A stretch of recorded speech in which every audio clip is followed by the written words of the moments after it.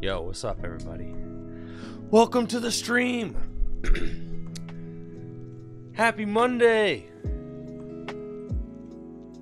Let's go. Thank you, Arheeb, for those 5 gifted subs. Thank you all so much for being here. Thank you, Ninja Pengui. Thank you, guys. Thank you for the warm welcome. Shout out to KC Gnarly, A. Whitaker,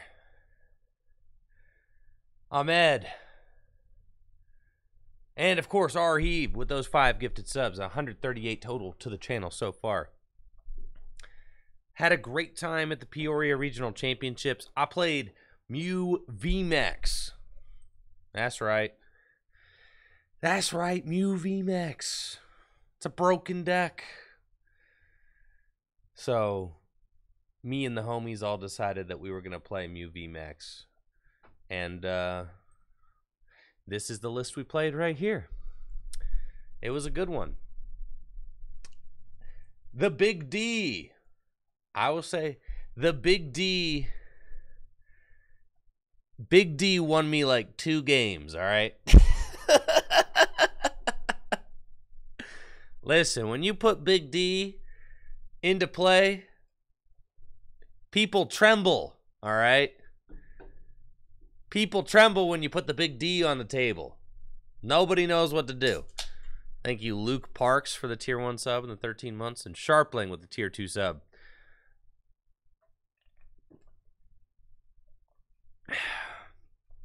Thank you, guys. Yeah, this was sick. Drapion V. All right, so first of all, I was able to win 1 mirror. I won 1 mirror because of it. Because obviously in the mirror you can attack turn 1 going second, right? Because of Big D's wild style ability, it allows you to do 190 for free. If I could rewind the event, would I play Mew again? Absolutely. 100%. Our crew did phenomenal with the deck. I'm very proud of everybody who played it. Let's see, am I in focus? And then I feel like I'm like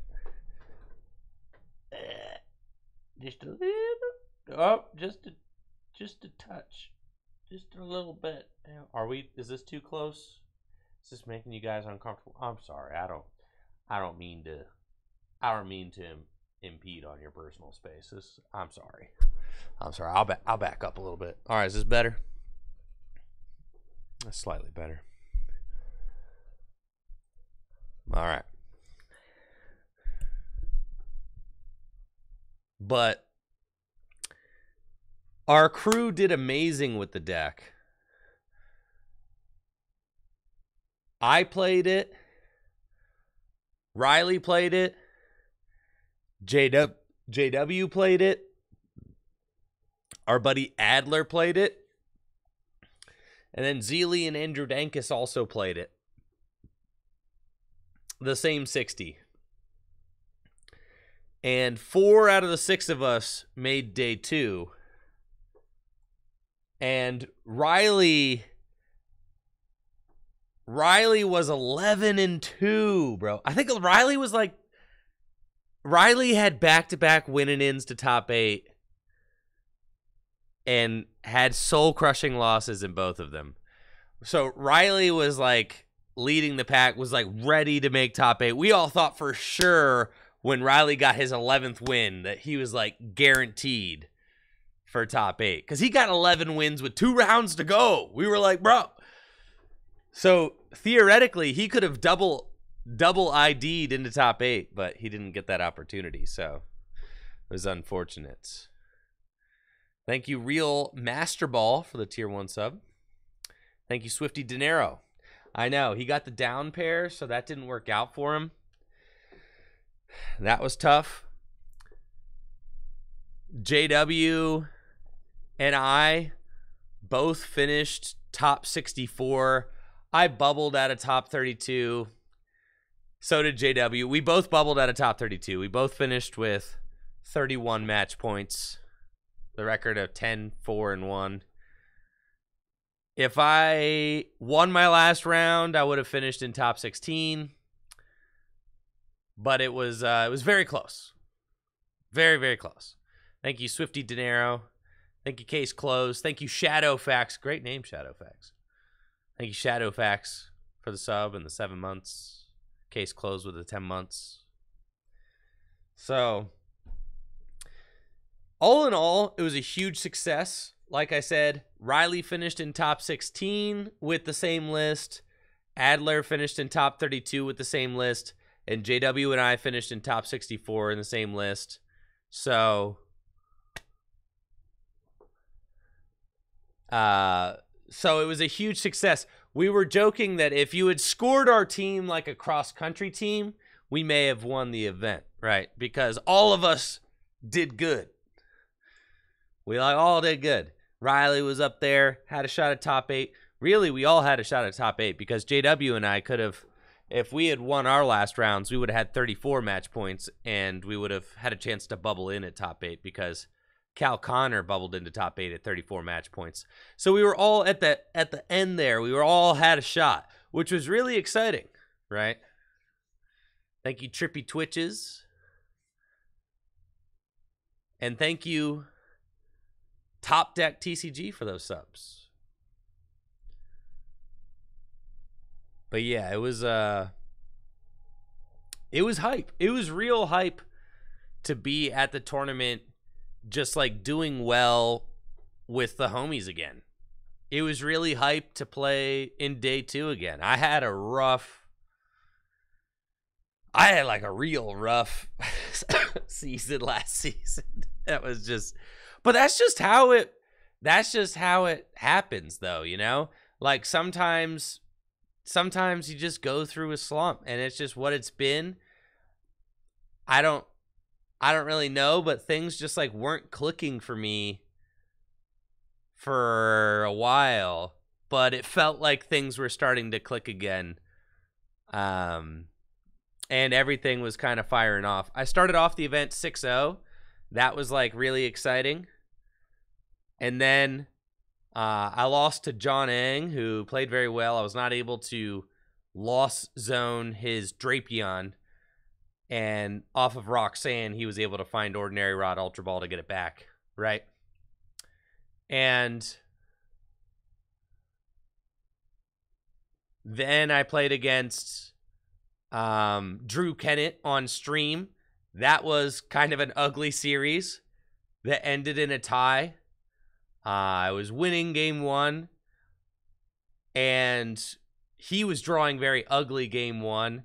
I accidentally drew an extra card, which I'm very thankful that the judges and everyone caught. So like that was sloppy.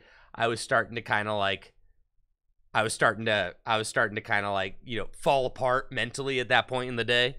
I had been on, you know, just been in the Pokemon grinder for so long. Accidentally drew an extra card off of a Fusion Strike system, which didn't matter at all. It was just an accident. I thought I had 4 cards in my hand to fill to 6. I pride myself in keeping a very clear and clean board state at all times and being extremely clear and concise with my actions, but it was like a humbling reminder that everybody makes mistakes.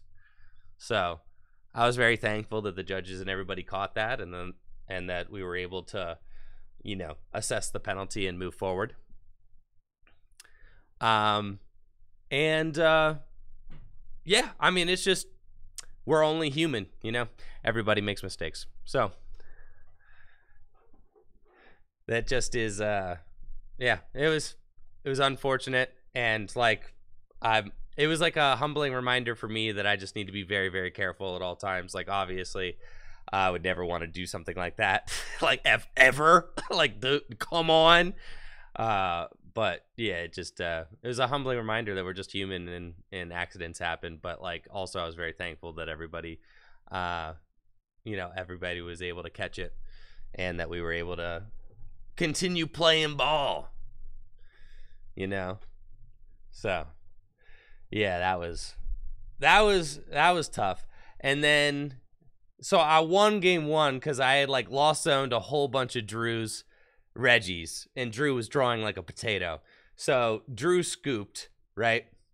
And then game 2, I got bodied because that's a terrible matchup. And then game 3 went to time. We had 2 pretty long games there. So like it made sense that game 3 was going to go to a tie. I was not confident in my ability to win that matchup because Drew had like 3 of a lot of the Reggies. So it was like very difficult for me to lost zone them both. Like usually you try to win if you can like lost zone 2 of their guys, but Drew had like 3 copies of the Regigigas. So that was like not going to happen. But yeah, so that was a tough one. Obviously, the Reggies, I'm not playing Avery in this list, right? So like yeah, it was miserable. The only thing that I had going for me was the 1 copy of Lost City. That was the only thing. So I had to try and make that work in any way that I could. So I was thankful to come out of that one with a tie. Then I played against Zach Kreckler because I was, at that point, I was 6-1-1. And I played against Zach Kreckler as my final round. And he just destroyed me. I was feeling pretty good. I probably played against 8 Palkia Curums, and I beat 7 of them and lost to only Zach Kreckler. That was it. Zach Kreckler, who made top 4 at the event, had like a very cracked Curum VMAX list. It only played a 1-1 Palkia. And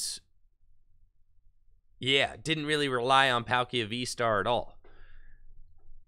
So like that, I think, confused me. I was more like anticipating that he would need Palkia V-Star to hit the big numbers with Curum. But what made Zach's list so busted is that he was able to hit 4 energy Curums without Palkia V-Star consistently. So that's why Riley and I both lost to Zach Kreckler. So like that was a big wake-up call for us because I had beat probably 7 other Palkia Curums. Like that matchup was, I felt like, extremely good, especially because of the Roxanne path, right?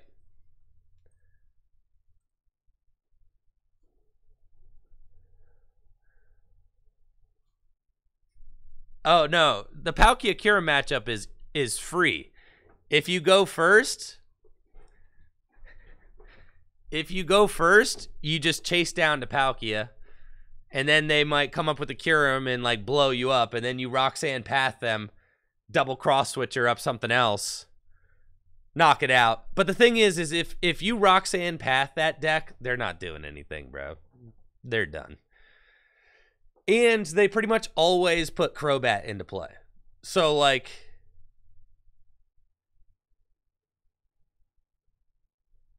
yeah, that's what's up, Devo.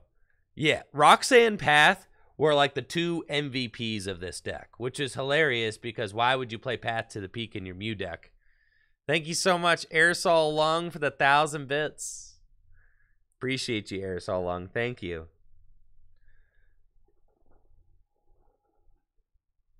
But yeah, Roxanne Path was wonderful. I probably won. I won a whole bunch of games because of Roxanne. Just being able to limit your opponent to 2. So yeah, you play Path, you Roxanne them to 2. But then like, usually when you're doing Roxanne Path, you only got like 10 cards left in your deck. So then you like shuffle draw 6 and then take 2 prizes, and you're like, I have an 8-card hand to play with out of Path, and you have like a 2-card hand to play with out of Path. So that's like how you usually win those games at the end, because you just need to buy yourself like 1 extra turn, and that's usually all you need. So ended up going from 6-0 to 6-2-1 to start day 2, which was definitely a heartbreaker. But it was cool. Day 2, I played against a bunch of Palkia Curums and destroyed them all, which is great. I think I probably played against like a handful of those decks. That was cool. And then I played a Mew Mirror against Frank, and I was so excited to play Frank Persick in the Mew VMAX Mirror because we had the big D and he did not. But Frank was able to win game 1 because he Roxanne pathed me and I couldn't draw out of it. The big D, bro. Drapion V. Come on, keep up.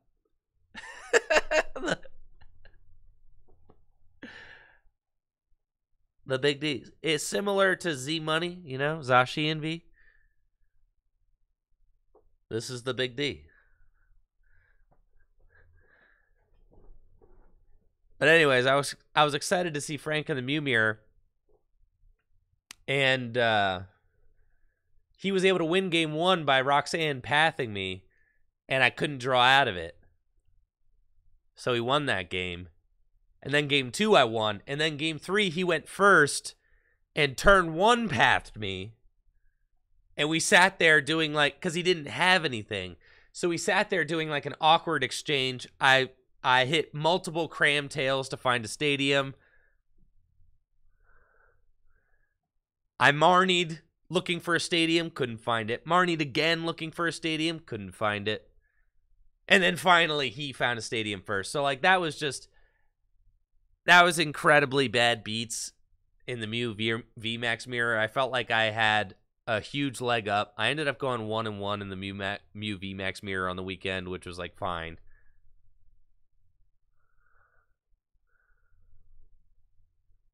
Thank you, Jon Snow, for the Prime sub and the 26 months.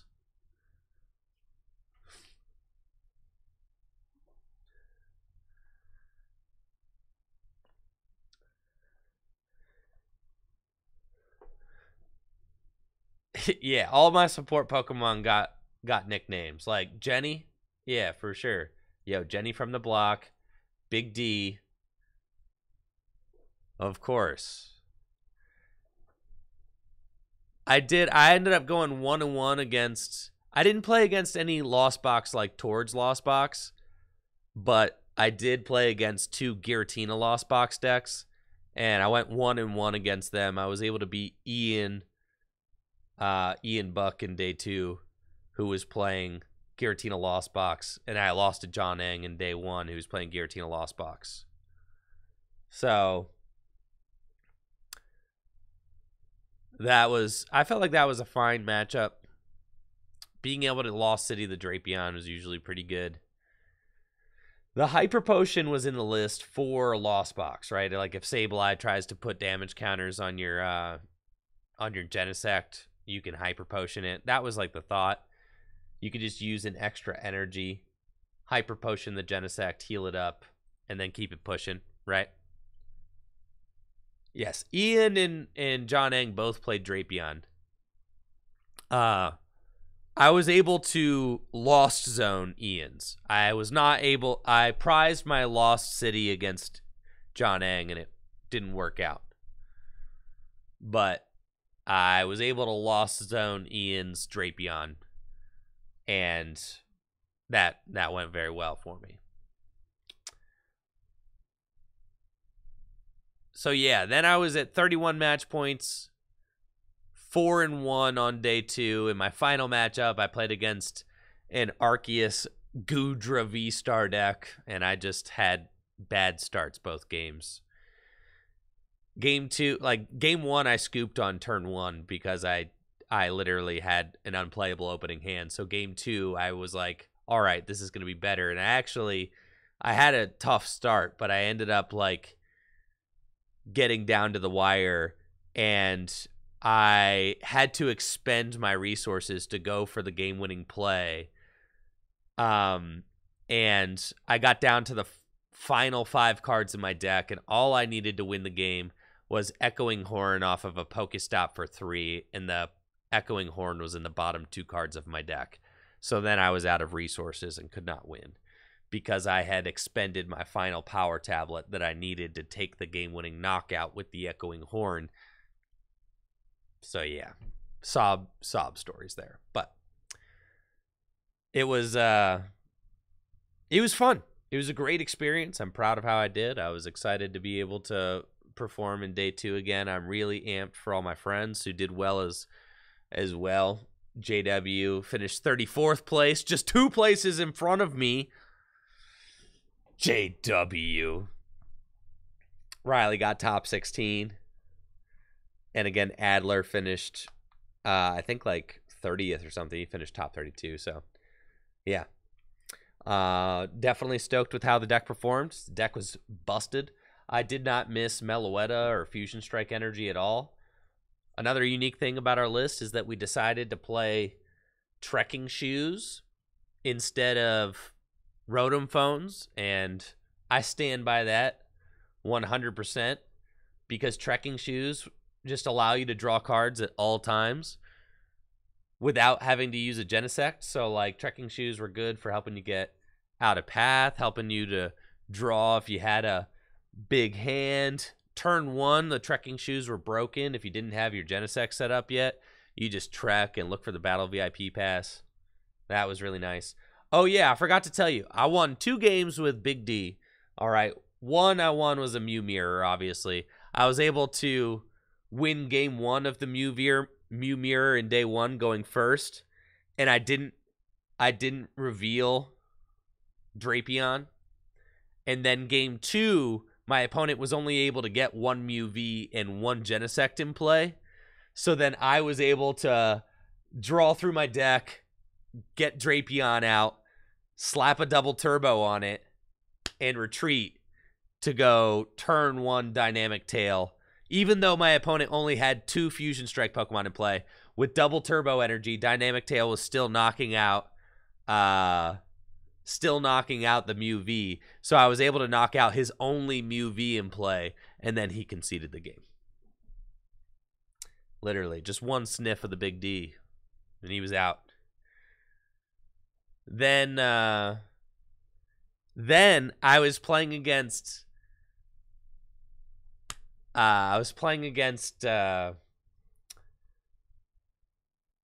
Palkia,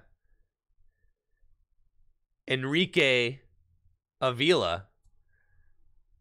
I was playing against Enrique with Palkia, and there was a game, like, game 1, he won. Game 2, I won. Game 3, he goes first, and he starts 2 Sobble and can't get a Palkia out turn 1, right?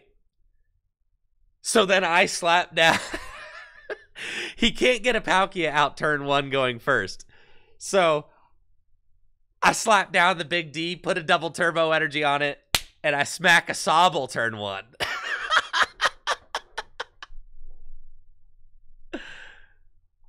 Yo, what's up? Dormaro with the 25 bits, of course. Hello to Sanja. Hopefully you are enjoying the stream, Sanja, and having a great day, and enjoying playing the Pokemon trading card game. Thank you for watching, Sanja. But yeah, so Drapion got in there and was able to knock out a Sobble also. And that was pretty cool. So yeah, that was fun. Anyways, he was there for moral support, and was, yeah, the Big D was an absolute party animal. I loved having him by my side.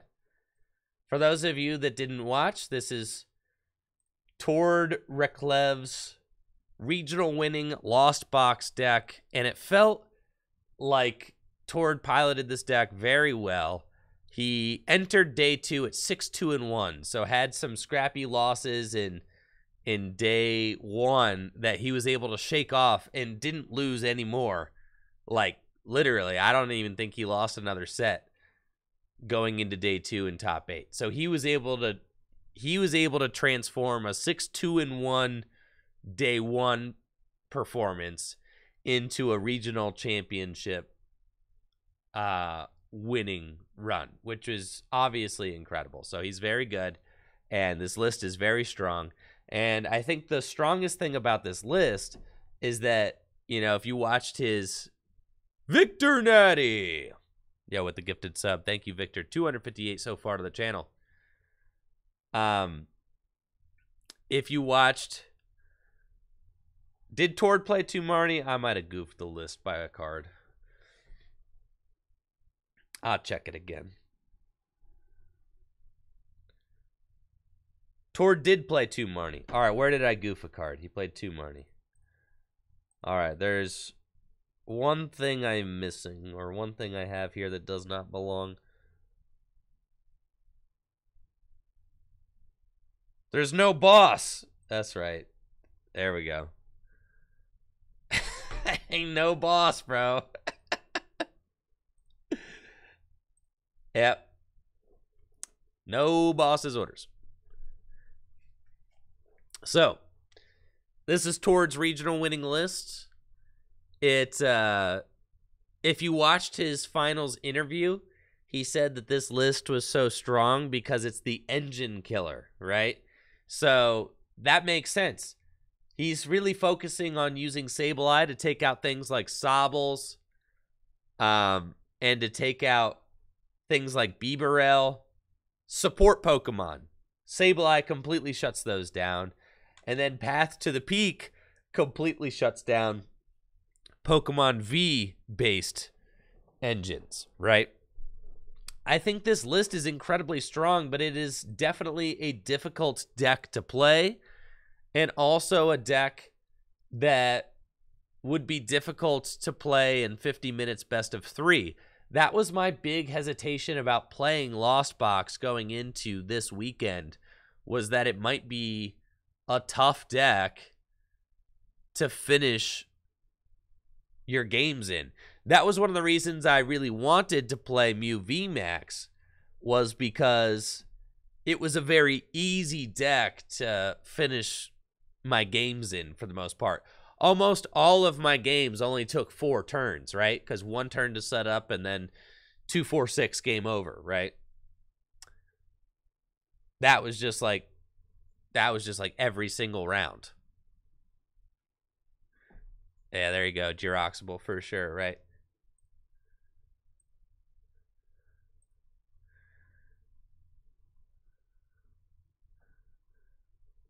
But yeah, Tord was on fire again this weekend with the Lost Box deck. That was very good. And you know what? I should probably play it. We should probably make like a video on Lost Box. I was like working on Lost Box on Thursday before I left for Peoria. I was playing Alex Shemansky's list, but now we got the Tord Reklev regional winner. Would you like to go first? I guess so. See? Going first feels correct, but not like this.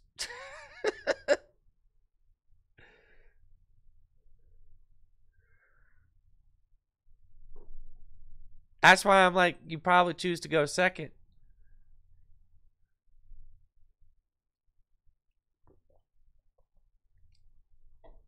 Right? We're playing against Mew. Don't have a lot going on here, but that's okay. We will just keep calm and pass it on over to my opponents.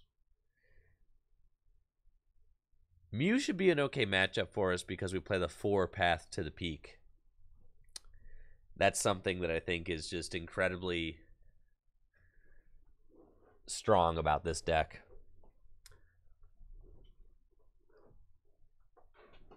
Was Tord choosing to go second all weekend?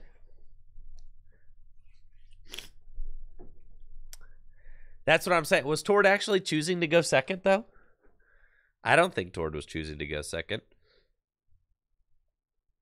Was he? All right. It makes sense because you have like more opportunities to dig for your battle VIP passes. You might choose to go first against Palkia and Tellian if you like know the matchup.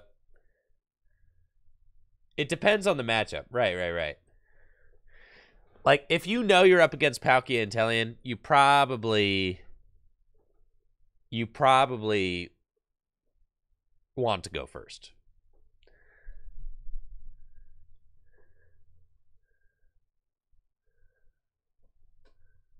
Cal chose to go second to deny Tor going second.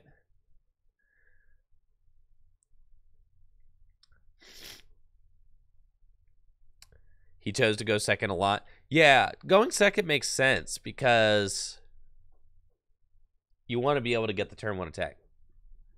But here we are. All right, they got Rotom Phone. They got the Big D. Love it. Cool. We're going to Colress. And off the Colress, holy moly, this is a... Yikes. I don't think I could actually Lost Zone those Claras. So we're going to just go like that. And then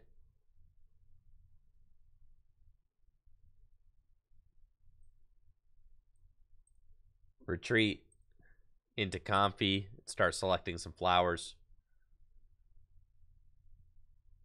We find Marnie, which I'll probably need.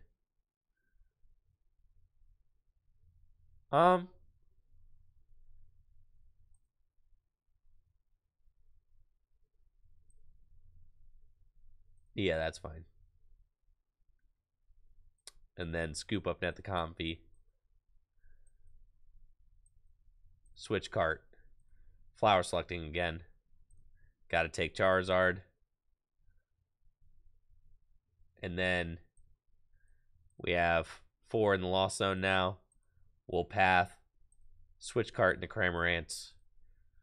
And spit innocently for 110 damage. Thank you, Merjin, for the tier 1 sub in the 17 months.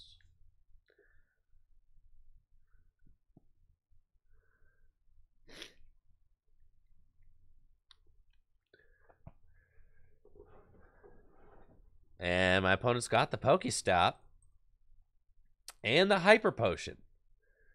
So that is a very good little turn from them. And then Silene, they could... Ooh. Yeah, that was something that I didn't love about about the Mew deck. Was double tails on Silene. That felt really bad. Like real bad. like terrible.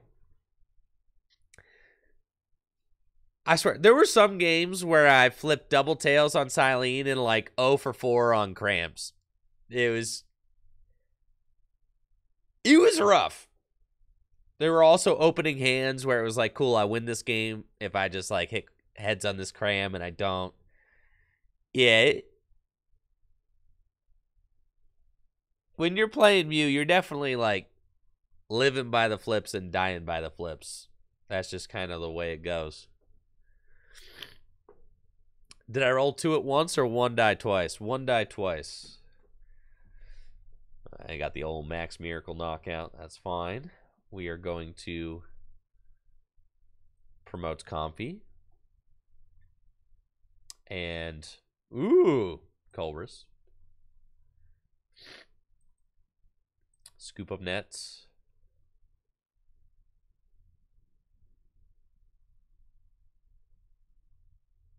Comfy rope.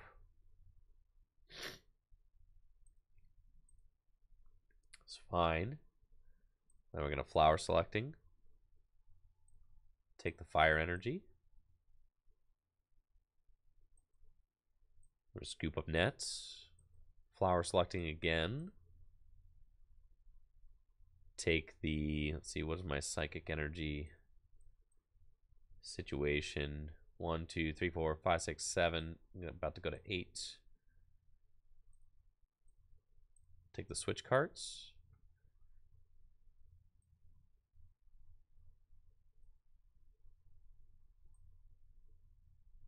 Escape rope. Don't want to hit into this Mew. If I can help it. And I'll see if they'll feed me somebody else. They give me another Mew. That's fine. Flower selecting. And it's fine. I think I could take another Culverus for next turn to get me to... But the cross switchers are obviously very good for taking out Genesects and stuff at the end of the game.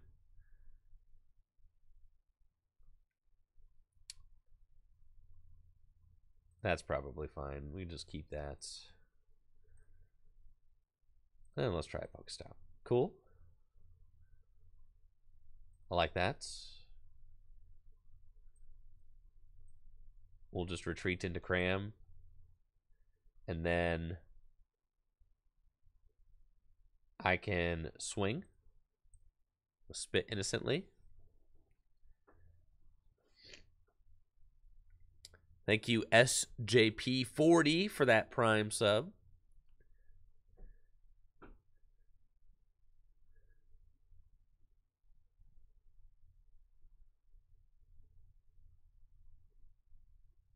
Georoxable. Why did I attach belts to the Mews? Because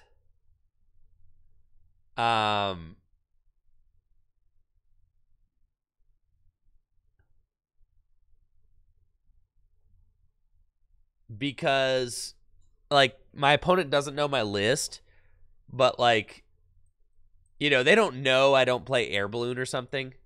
So if you put a choice belt on a Genesect, then like your opponent knows you can't retreat it with like an Air Balloon or something. I don't know. It's like kind of my thought anyways. All right, they've got a big hand.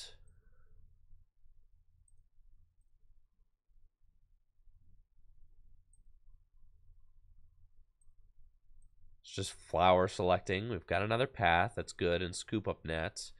Marnie path would be quite strong now. But I also like the Clara. Let's just take the scoop up nets and continue powering through the deck. The scoop up net this. Flower selecting. And we'll take the path this time. And then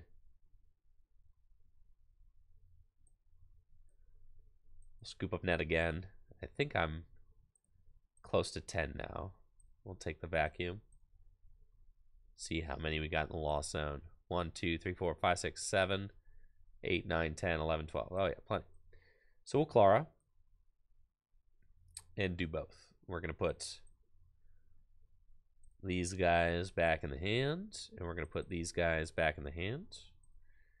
And then with Sableye, we can put the Psychic Energy down and switch carts into Sableye, bench the Comfy, bench the Charizard as well. And we're going to Lost Mine and put 7 over here. 3, 4, 5, 6, 7. And then I'm going to put 5 on a Genesect. And we'll take our 2 prizes on the Mew. And I feel like we're in a pretty good space now. For sure. Thank you, Jurger, for the Prime sub.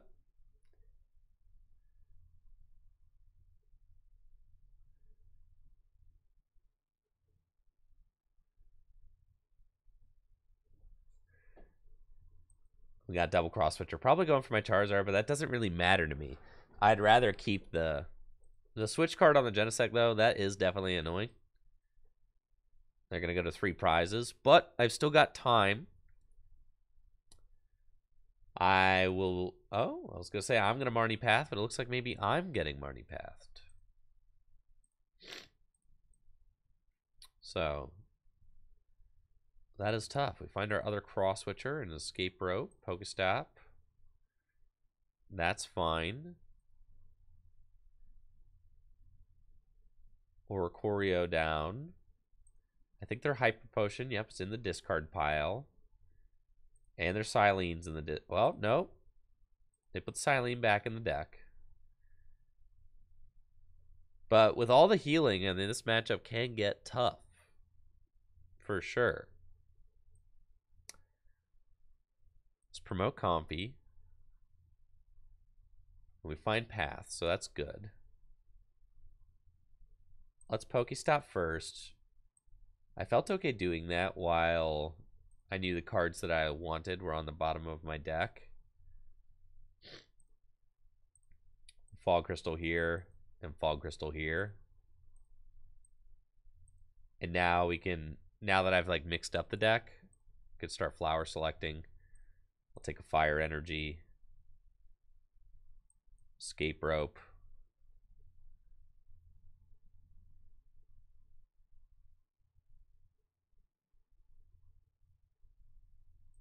Go into Comfy. Flower selecting again.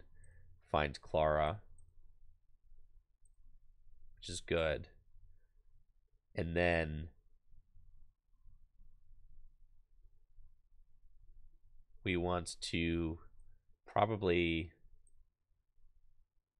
retreat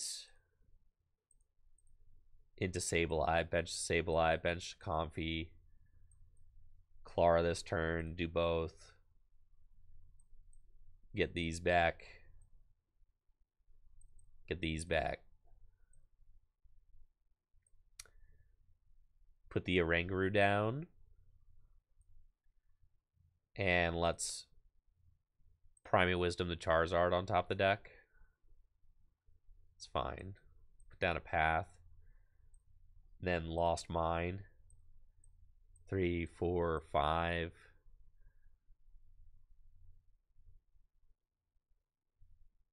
I think I can just commit all my damage counters here. So now we're at 140. And I've got 4 prizes left to take. They go Cram Tails. 4 nets down, we're chilling, dude. Yo, thank you, Dave. I really appreciate that. Thank you. Collapse Stadium? That would be rough for sure. I don't want to see that.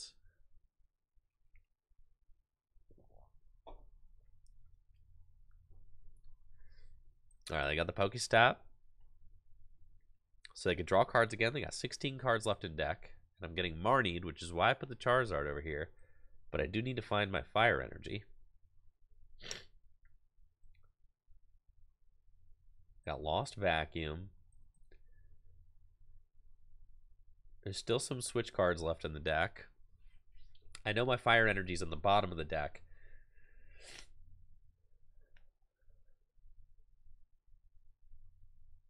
I've got a couple turns to win this game, right? Literally a couple. I mean, I have 2. Like two turns. And this is why this deck is so stressful to play. Because if anything goes wrong, you, like, lose. You know, like, if they heal this, I lose. I don't think they can. So that's tough. Yeah, thank you, RVD. I appreciate that.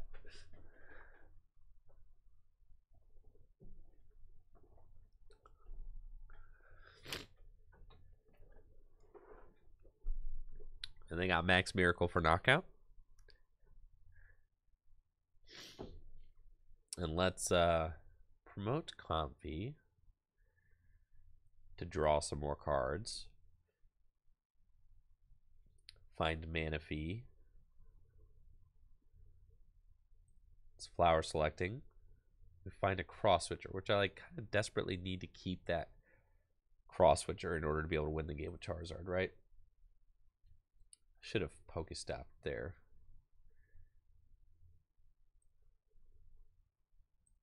It's fine.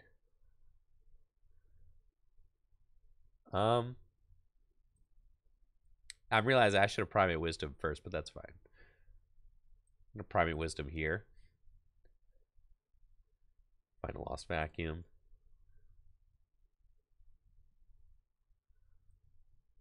Kind of escape rope to this Comfy. Flower selecting.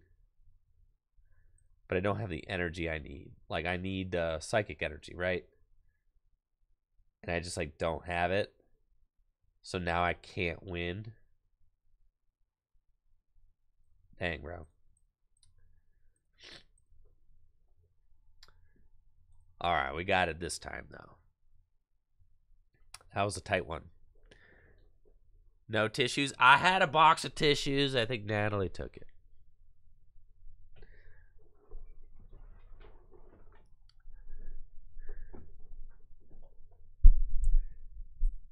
There's definitely a learning curve with this deck.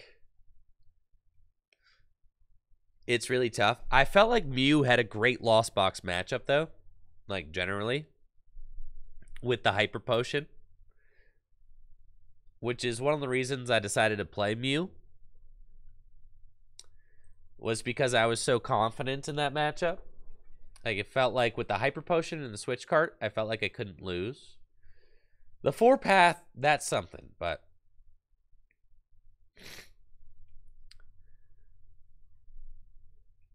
Alright, looks like I'm up against Palkia Kyurem. Palkia Kyurem has proven to be one of the most popular decks in the format. I think it made up 16% of the metagame at the Peoria Regional Championships, which is a huge percentage of the field. 16%. I mean, that's like almost a fifth of the players decided to bring Palkia V-Star Kyurem VMAX. So if you want to do well in this format, you definitely have to be able to compete with Origin form Palkia V-Star and Kyurem VMAX. My opponent's going first, and they have a pretty good setup. Blinged out deck. But I've also got a good-looking opening hand. I'm into it. So let's Colress. We want Battle VIP Pass. We want Sableye and Comfy. That all seems quite good. I could keep a Psychic Energy, but I could just get another Psychic Energy later. So that's fine. And then we could Battle VIP Pass and start cruising. Grab a Comfy and a Cramorant. And then we are good to switch card. I think I want to hit into this Kyurem. So let's switch card into the Comfy. Flower select. We find a Sableye and a Cross Switcher. I think I saw I do have all 3 Sableye in the deck, so I can keep a Cross Switcher. That's fine. And send 1 Sableye. But I'll want to keep the other ones. We'll scoop up net the Comfy. Go and Flower select again. And we want to keep another Culver's Experiment for sure. And with that, we should be up to 4 cards in the Lost Zone. I could get 1 more card into the Lost Zone to help me power into a turn 2 Sableye, so I'll go for it. Go that, grab another switch cards. And then I can retreat into the Cramorant. We'll bench Sableye. And I'll Primate Wisdom with Colress. It's fine. And spit innocently for 110 damage. You do have to look out for Radiant Greninja. Moonlight Shuriken. Tord was playing 2 copies of Manaphy to help protect against Radiant Greninja, especially in those Palkia matchups. Palkia Inteleon still proving to be one of the best decks in the formats, finishing 2nd place at the Peoria Regional Championships with canceling Cologne. Palkia Inteleon can stack, or Palkia Inteleon can use canceling Cologne to turn off your Manaphy's ability, allowing Greninja to Moonlight Shuriken. But if you play 2 Manaphy, then can't do it. Right.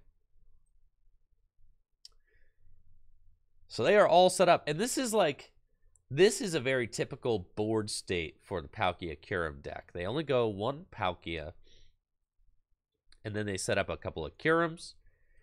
They almost always have to Crobat. Oh, and it looks like they are able to get the switch and actually punish me with the Radiant Greninja. So, that's sad. But it's all good. I was only able to find 1 Battle VIP pass, and I went for the Cramorant and the Comfey. That's okay. So they'll be able to knock out both my Comfeys. Those are my only 2 Comfeys, though. So that's not good. that's like real bad, actually. This could be a game loser.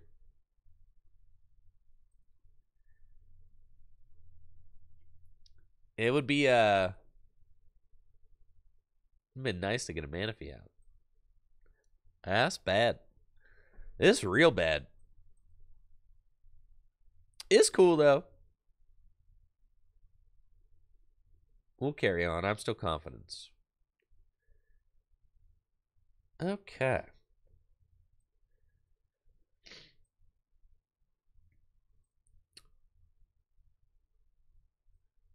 Get a Psychic Energy. There's only 1 Manaphy in my deck. And the thing is like there's no Quick Balls. So there's no like way to find the Manaphy, right?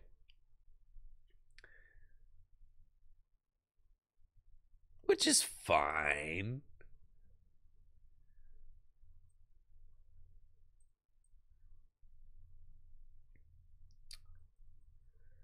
Okay, all these cards that would draw me cards.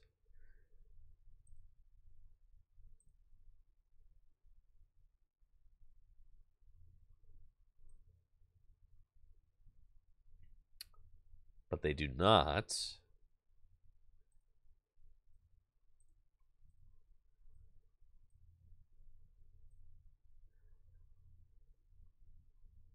Cool.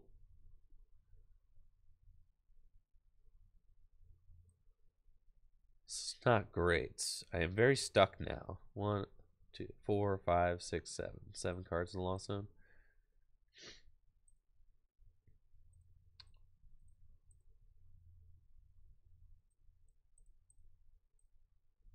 It's not great. Thank you, Midnight Gaming, for the raid. Thank you, Mr. Misters, for the Prime sub. Gotta have to hope that they're stuck. Their Trading Court and their Lost Vacuum's down. So we can win.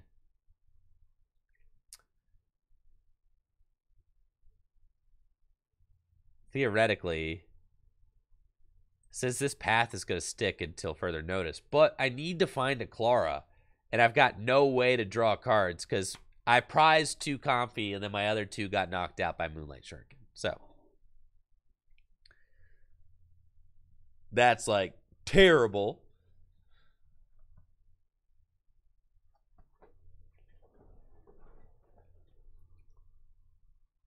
I need to get 3 more cards in the Lost Zone, but no real way to do it. I have to find Clara, pretty much. Or else...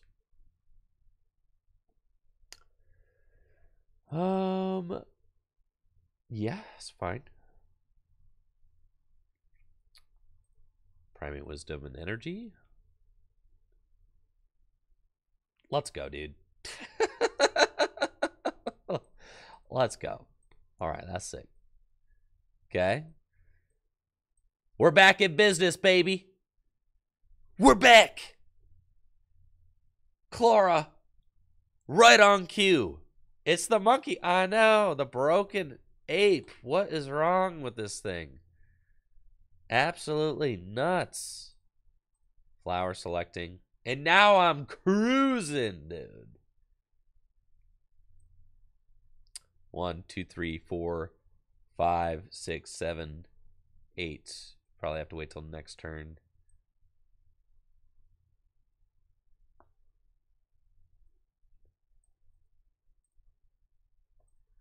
Flower selecting. Ooh, another cross switcher.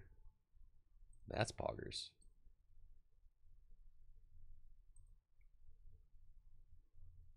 Okay, and I think I can just retreat into the Cramorant.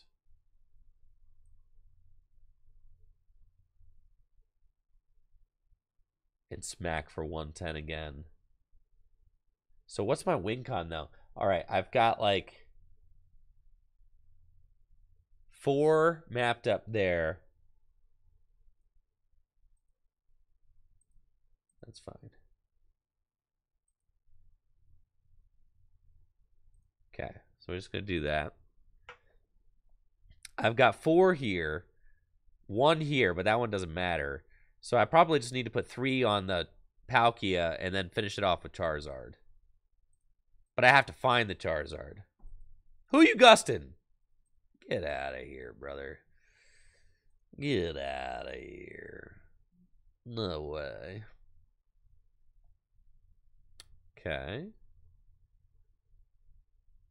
So they're going down to 2 prizes remaining. This is extremely sus. I don't think I can do it.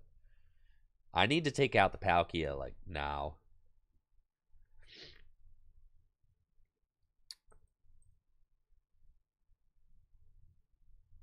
That's cool. We're going to Culrus. None of this stuff helps. Let's see. Cross switcher.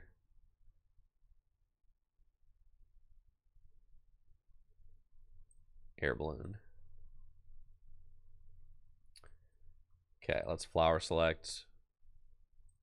Take the psychic.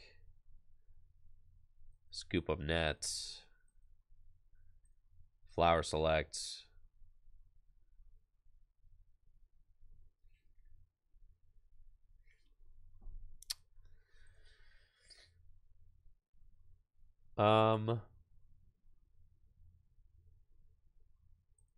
Yeah.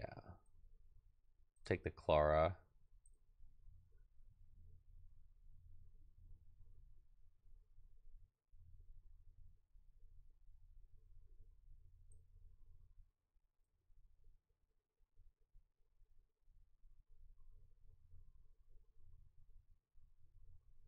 Yeah, I think so.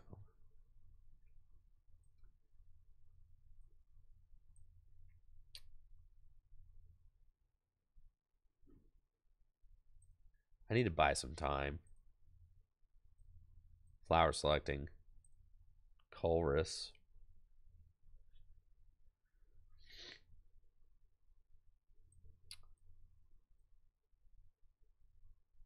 Primate Wisdom. Here. There's Charizard. Retreats. And spits. I need to stick them, right? I think they have already played their switch. So hopefully they don't have more. But we're about to see. Maybe they do have one.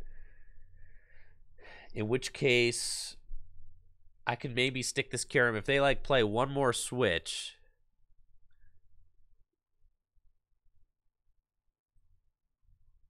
then they can get this Kyurem out of the active. But if I can get this Kyurem to stay here, then I can Sableye a few turns, and then I can win, right?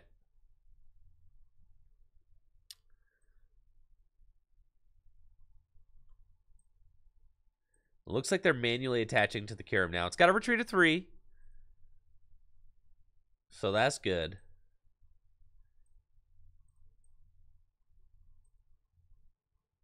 That is going to buy me 1 extra turn. I'm like, I'm so close, but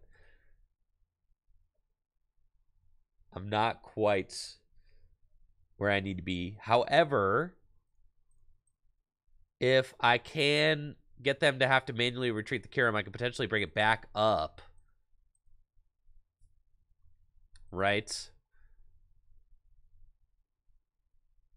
With another double cross switcher play. So that's very good.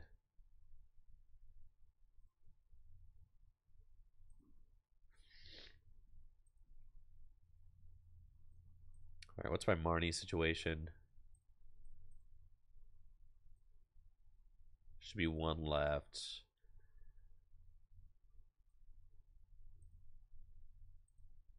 Clara.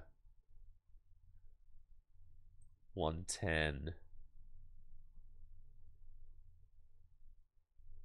So if I hit here again, it goes to 110 left. Let's Culverus. I could do it. Cool. So we grab these.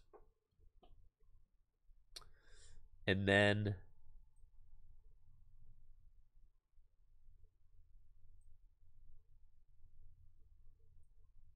did I just get rid of the last vacuum? I did. See, that's my bad. I needed to leave a vacuum so I could potentially finish with Charizard. Ah! It's fine. All right. Let's...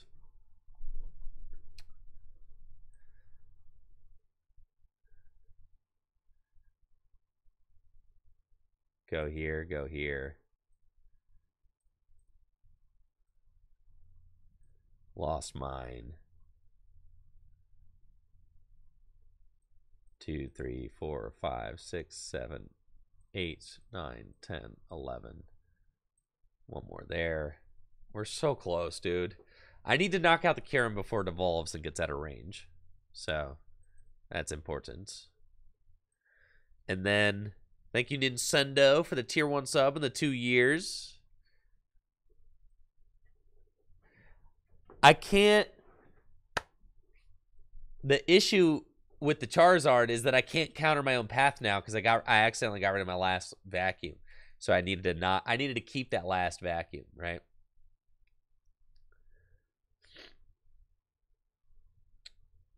All right, so now they're down at 1 prize remaining. So in order to win,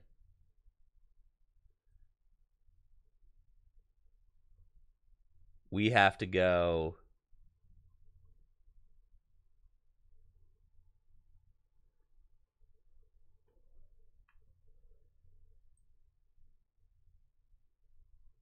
double cross switcher here and Marnie. I should... No, wait. I can do this better. All right, because I can Oranguru the Clara on top of the deck. And then Marnie, right?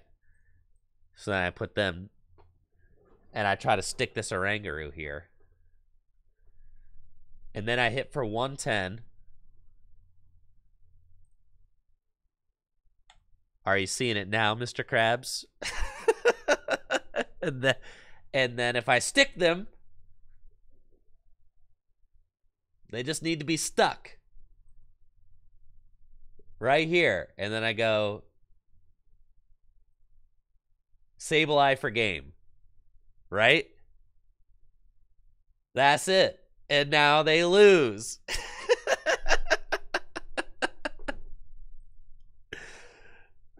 Yeah. That's it, bro. They can't Lumineon. They got Path out. So that's what we call the old shake and bake. Right there, baby. The cross switchers were totally broken. That would have been way easier if I'd saved a lost vacuum and then finished this off with my Charizard. But it's all good. We found another way to do it. You know, Brady with the 39 months. Hopefully you're doing well, Brady. Thank you. They're attaching to Greninja. That's not going to help. They can Melanie to Greninja, but you can't Melanie to Oranguru. Or they can Melanie to Crobat, but they can't Melanie to Oranguru. So they have to pass, and that's it. We've got Clara, and we go get Sableye and a Psychic Energy. And we could just retreat into Sableye for the 4 prize turn. Lost Mine. We go 1, 2, 3, and then the rest on Crobats. That's it. No! No! No! No! No! Why can't I read, bro?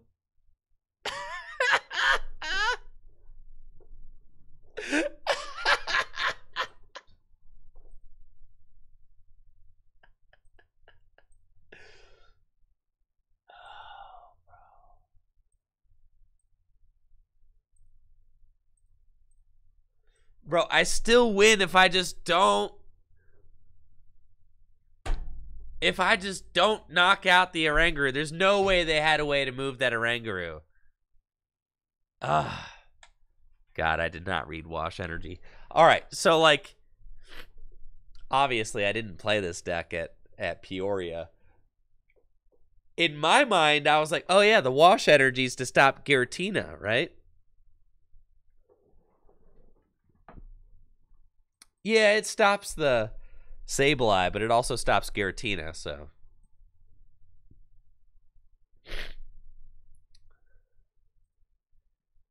Man, that was... Man, I need to sleep, bro. That was pain.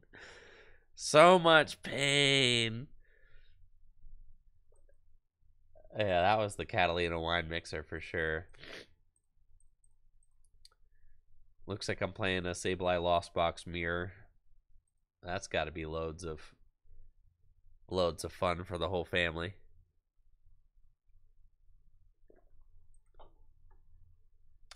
The Wash Energy, dude. The Wash Energy. I'm sick for sure. We do appear to have a pretty good looking opening hand, though, with Culver's Experiment. We're ready to roll with that. And we've got an escape rope. So I can start using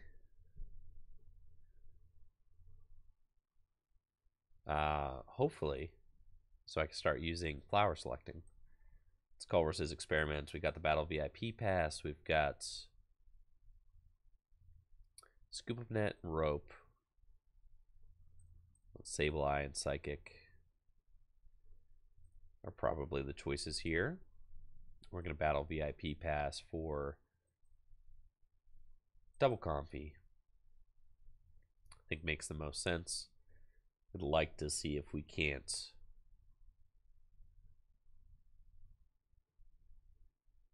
get a turn 1 attack. That would be great. Let's retreat. Comfy. Flower selecting. Find switch carts. Scoop of Net the Comfy. Flower selecting again. Grab the Psychic Energy. I need to find another Battle VIP Pass or a Cramorant. Switch carts. Flower selecting. Scoop up nets. But it looks like the route here is over. There's not really any way to find that Cramorant. So I kind of just have to pass. I could scoop up net and rope into Comfy to try again, but I can't possibly get the attack. I've already retreated. Both these guys have already used their abilities. So there's no real points.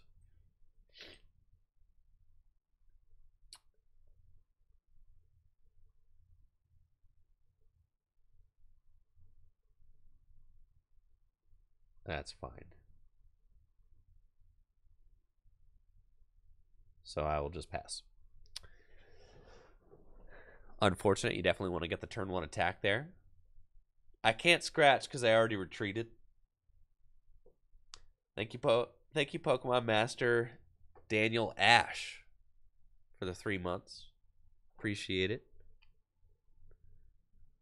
Oh, I can't believe I'm so tilted by that wash energy. I got in at 3 a.m. last night. You guys know that? So, forgive me for being a little bit exhausted. Suzatoon with the 5 gifted subs. Big shout out to Suzatoon. Thank you so much for your continued support, Suzatoon, and hopefully you're doing well. It's nice to see you again. I appreciate you, Suzatoon. Let's get some hype going for Suzatoon in the chats. Let's go.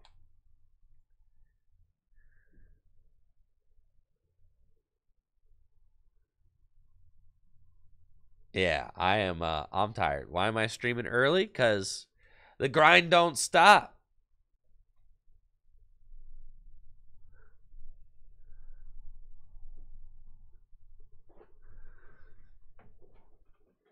I know. Might go to a regional on the weekend, but we still got work in the morning. I know. And now I got to go. We're going to Salt Lake City in 2 weeks. I'm feeling good about the start of the season, though. My first event, getting 50 championship points, feels good. So just got to try to keep that ball rolling. So they're going to take the first knockouts with Cramorant, but that's okay. This matchup is not a short one. We have quite a bit of game left to play. They've got 1, 2, 3, 4, 5, 6, 7. I've got 1, 2, 3, 4, 5. It's not great. Flower selecting.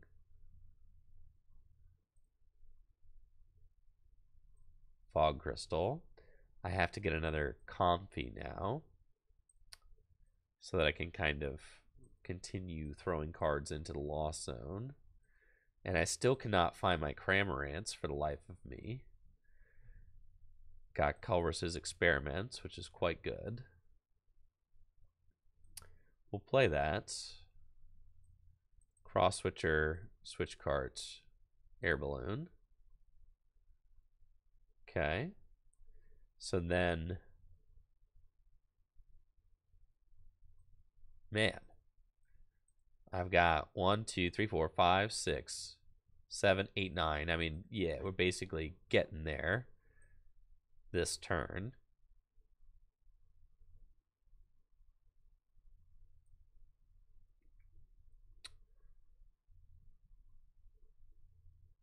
So let's do this. I think I have 9. We just counted. 1, 2, 3, 4, 5, 6, 7, 8, 9. Yep. Switch cart here. Flower selecting. And at this point, I already have plenty of cards in the Lost Zone. We can't put that out. It's just to have it there. And I'm good to go in with Lost Mine. So we're going to use Lost Mine, go 1, 2, 3, 4, 5, 6, 7, and then put a couple there. That's fine. Start softening up that Sableye so that we can potentially take a multi-prize turn against that Sableye. We want to damage the benched Pokemon so that they have a lower chance of being able to Switch Cart heal it.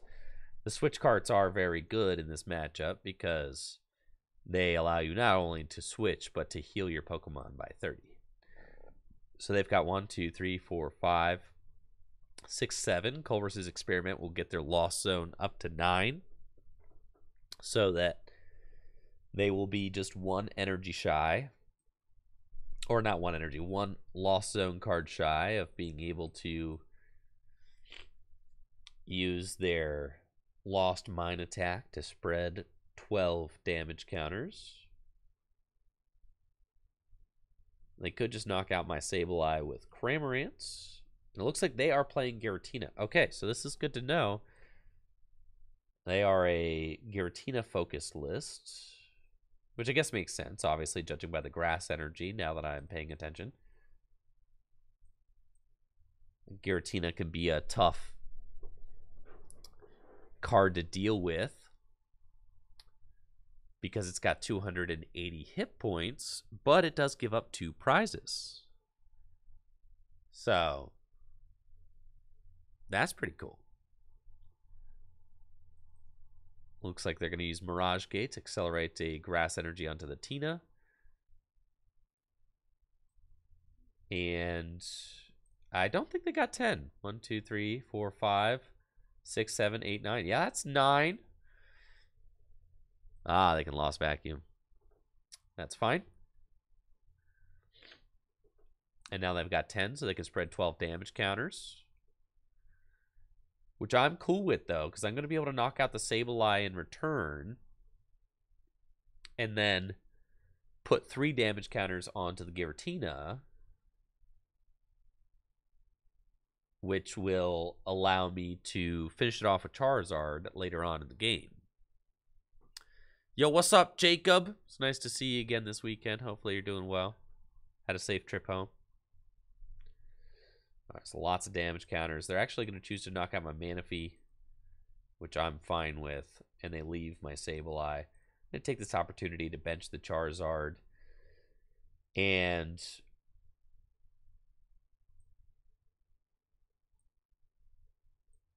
Escape Rope.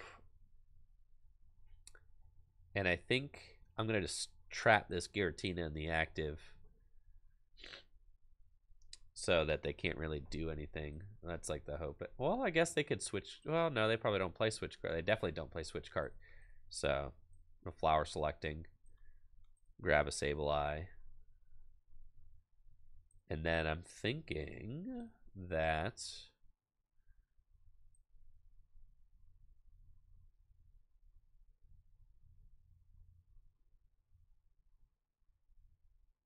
we can cross switcher up this Giratina, bench Sableye, attach another Psychic Energy,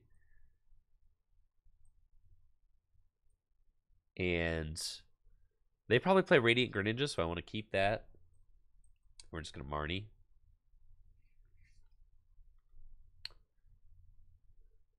And I do want to thin the deck a little bit to try and help me to draw well, because this hand's not like super duper awesome, but it's cool. You got 3 damage counters here, 3 damage counters here. Well, yeah, we probably want to put more than 3 here. We're gonna have to deal with this Giratina. The Cramorants I'm not super duper worried about. Oranguru is here to save the day, though, so we're chilling.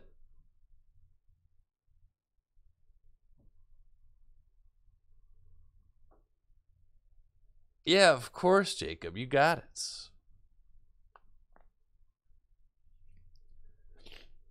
All right, so they've got switch, knockout with Cramorant. That's fine with me. I can promote Comfy. Do a little flower selecting. We find Culrus, which is fantastic. And you can see how easy it is to get into the bottom of the deck with this list, right? It's like we've only got 8 cards left in the deck, so we pretty much got access to everything we need. Put down a Oranguru and scoop up nets, the Comfy. Do that, do that. Primate Wisdom, the Clara. And then we'll Lost Mine.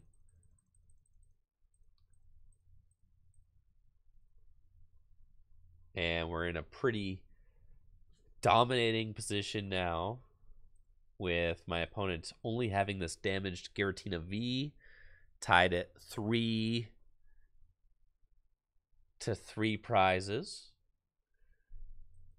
And we have taken out all of their support Pokemon, which is one of the things that Tord said that he loves about this deck, is that it's got that ability to chase down the support Pokemon quickly and efficiently with Sableye. And then with Path, you're shutting down all of the rule box Pokemon that have abilities.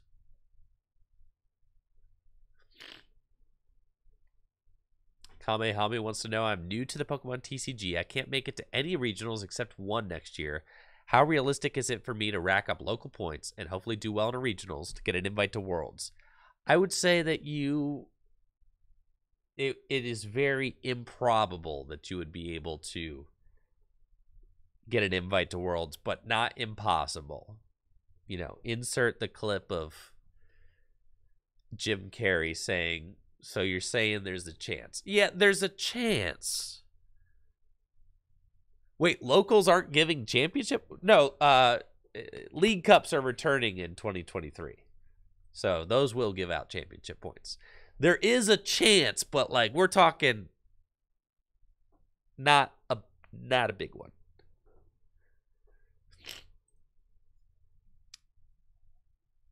Yeah. Like, it's possible. I'd be lying if I said it wasn't possible. Jesse Parker in the 2022 season before COVID, so like in the 2020, and then there was COVID, but then finished with the 2022 season, I think Jesse Parker won literally 8 cups. Like, he won 8 League Cups. That's 400 points. Now, that's Jesse Parker. He's built different, all right? That man is a local tournament. He won literally 8 cups and 8 challenges. He had his invite off of locals alone. But not many people are local gods like that. Like, I haven't even won 8 League Cups in my career, let alone in one season. You know? Like, definitely not.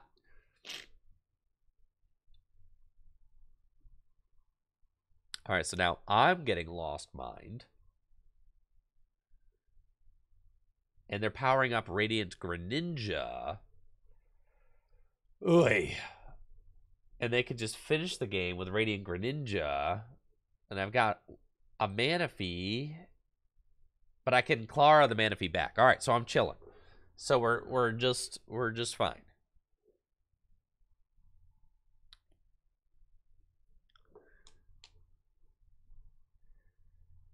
So what we're doing here is we're promoting Sableye. And we are going to Clara, do both. Gonna bring it back now, y'all. These guys. And these guys. Ooh. Probably these guys, if I'm being honest. Bench this, do this. Primate Wiz. We find one cross switcher.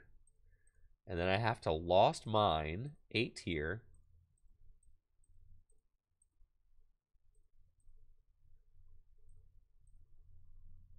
And then put damage counters on the Giratina V. And then I kind of have to hope that I can just finish off that Giratina V. That's just what it is. That's what we got. It's the Giratina V right there. If I can finish that off, I win.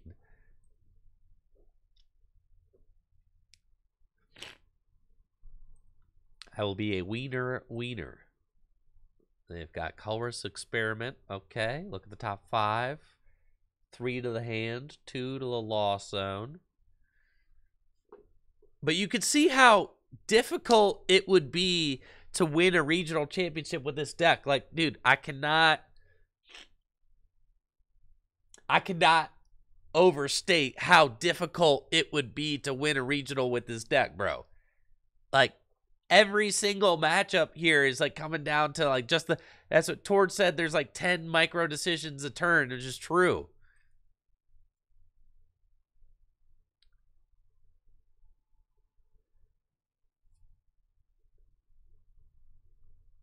Looks like they've got Mirage Gates onto the Tina potentially. But they might be out of grass energy unless they... Nope, there's one in the hand. They've got both evolved. I am so ruined. Because I can't finish this off. So I need the path to be gone. I need double cross switcher. And I can't do it. I'm 2 damage counters shy.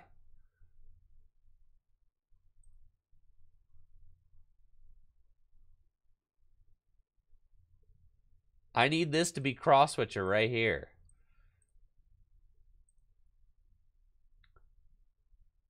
And it's just not. You see how hard this is, bro? This is like, bro. Thank you, Awkward Color, for the Prime sub. No, Tor did not play Zigzagoon. It's really tough. I think I'm having a hard time, like, sneaking in the Charizard plays right now. Because... But you have to be, like, very cognizant of when you play down the path and when you use Charizard and all of that. So I think that that's something I'm going to, like, try to dial in and focus on that in the next couple games. All right, I'm going to be right back. Hang tight. I'll be back with more Tord box in just a second. I'll learn it eventually. It's just, you know, a little bit of a rough start on a Monday morning. But thanks for being here. I'll be right back. Make sure to check out fullgripgames.com while I'm gone. Hang tight, chat.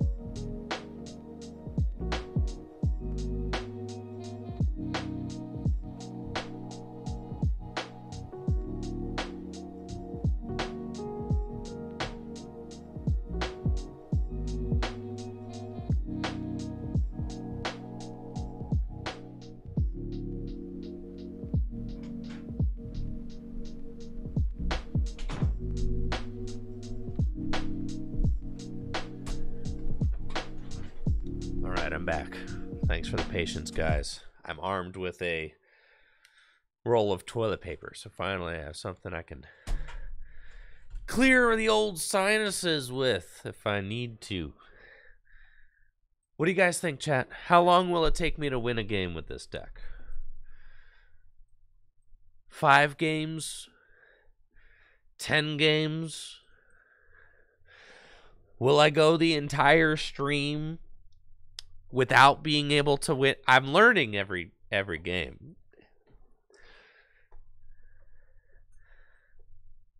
But when me and my group when we were all testing for Lost Box, like, I mean, I didn't play against a single Lost Box at the regional championships.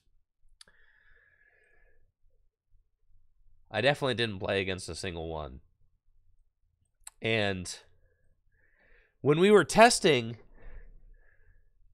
this definitely seems like a deck that would be very tough to win in a best of 3 with.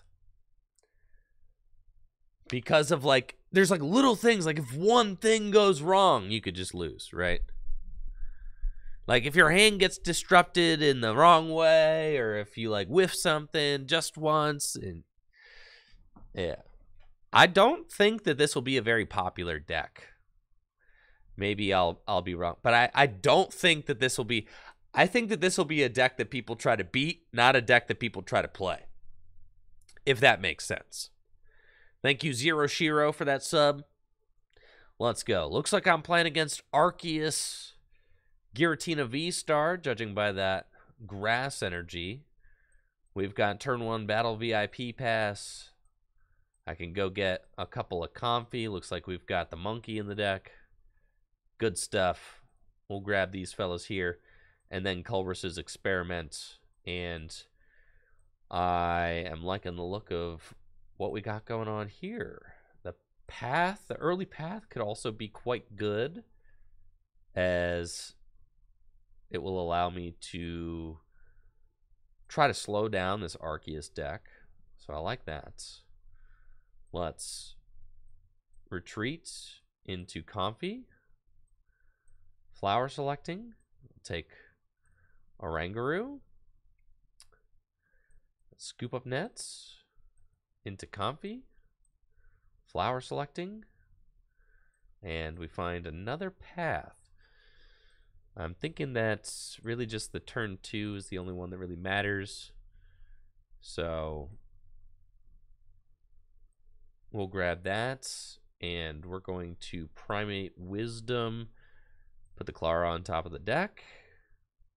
And sure enough, the monkey provides again. Path, knock out your Bidoof. And now you are probably not very happy. Bidoof gone. Cramorant, turn 1 knockouts. Boom. That's what it do, baby. That's what it do. Isn't it crazy how often that one extra card in my opponent scoops? That's it. It's that easy. It's nuts.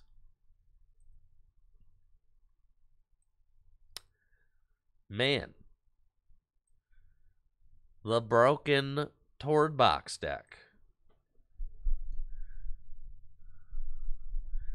Oh, double turbo Mew VMAX. One of the reasons that me and all of our group decided to play the Mew VMAX deck is that it's extremely easy to play. Like, forget everything you thought you knew. Dean says if only people scoop that fast at regionals. People do. I do. Man, there were some times where I would scoop. I would like see my opening hand and scoop. Definitely. 50 minutes is enough time to play 2 games, not 3. So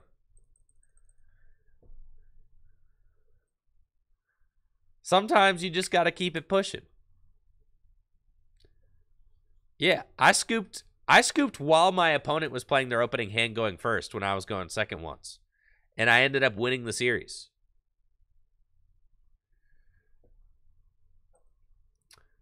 All right, looks like I'm up against an Empoleon, the Fun Slayer, here with its Emperor's Eyes ability. which reads, as long as this Pokemon's in the active spot, my basic Pokemon have no abilities. So that means no flower selecting for me, which is sad. However, this deck plays Path to the Peak, as we could see right there. So that's pretty hype. And I could go grab these fellas and we could start playing the game. And I bet that my opponent is going to be pretty upset that I have now turned off their ability. So now their ability is no longer turning off my ability, and now I can use flower selecting. So we are cruising. Let's grab a cross switcher. I don't even need that battle VIP pass anymore, really, because yeah, I do want the battle VIP pass. Who am I kidding? Yeah, get this thing. And then I'm going to go get another Comfy and a Cramorant. That seems good. And now it's time to party. Here we go. Scoop up nets. We're flower selecting again. And we'll grab Culver's Experiments. And with that, I've got 4 big ones in the Lost Zone. Manaphy down. Air Balloon. Retreats into Cramorant, and we can spit innocently. 110 damage on that Empoleon. So, yeah, having a good time. Thank you, Pillywinks, for the sub and the 20 months. We'll see what kind of deck they're playing. They might be playing Palkia Kyurem VMAX. That would be my suspicion, judging by the Crobat, the Empoleon, and the Water Energy. Like I said, Palkia Kyurem VMAX made up 16% of the meta share at the Peoria Regional Championships. It was by far the most popular deck. I think I played against Palkia Kyurem 8 times. Like, literally 8 times. And I beat it 7 times. I lost once. It was by far the most popular matchup that I played. All over the place. Oh, my opponent's Empoleon is not doing much here. It's just going to get knocked out by Cramorant, so we should be able to just run away with this one. For sure. Got another path, and I would not be surprised if they scoop it up. Switch carts into Comfy so I can flower selecting, and there they go. Big scoop. The Empoleon does not consistently stop the Lost Box deck, which I think was like a big hope. That was like a big hope of all the Kyurem players this past weekend, was that their Empoleons would get the job done. And Empoleon did not, in fact, get the job done. As we saw, while Tord kind of like was able to march to the finals and take the win.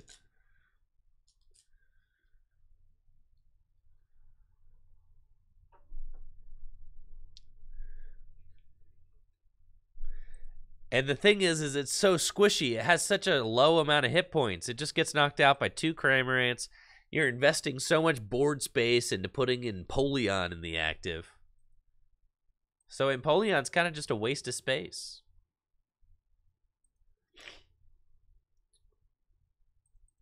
Yo, what's up, Quarky? How we doing?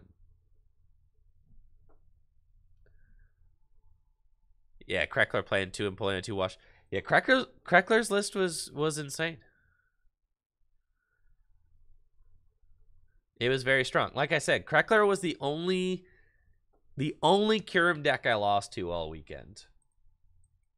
And he also beat Riley. So yeah, Crackler was definitely on a heater. I'm going first against probably Palkia Inteleon, but you never know. They've got Sobbles, and I'm licking my chops, thinking about knocking out Sobbles. Feels good. Turn 1 battle VIP pass. We can escape rope into Comfy and start selecting flowers. We'll grab Culrus's experiment for next turn and then scoop up nets and flower selecting again. And we could grab switch carts, put down the Comfy and switch cart into the Comfy so we could flower selecting again. And we could get another battle VIP pass, which I'll take because this deck doesn't have a lot of ways to search out basic Pokemon. So you really want to use this early if you can to go find some dudes like Manaphy and a Rangaroo. And then we can use the Primate Wisdom ability to stack something like Cross Switchers, probably fine. Find a Psychic Energy. And I don't mind just putting the Psychic Energies into play so that you can have that kind of retreat option next turn. And then also kind of stows them away for Clara plays later, right? So I also don't mind slamming the path down because my opponent might play Radiant Greninja, and by putting the path to the peak in play, I force my opponents to have to find a counter to that in order to use concealed cards. So that is probably a good option. We do want to keep in mind that we want to be able to remove path by the very end of the game so that I can use my Radiant Charizard to finish off Palkia V-Stars or anything like that. Yeah, that is important to keep in mind. But we do have the 3 lost vacuums. Just got to make sure that we don't throw them all away. Double Palkia with the turn 1 battle VIP pass.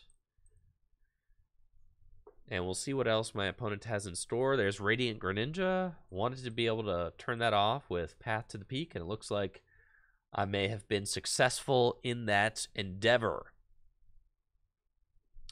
As my opponent goes for the turn 1 Keep Calling. We've got Culrus's experiment, so we'll let that fly. Let's do it. Find Culrus. Scoop up nets. And switch carts. It's probably fine. I can let that lost vacuum go. And then let's flower selecting.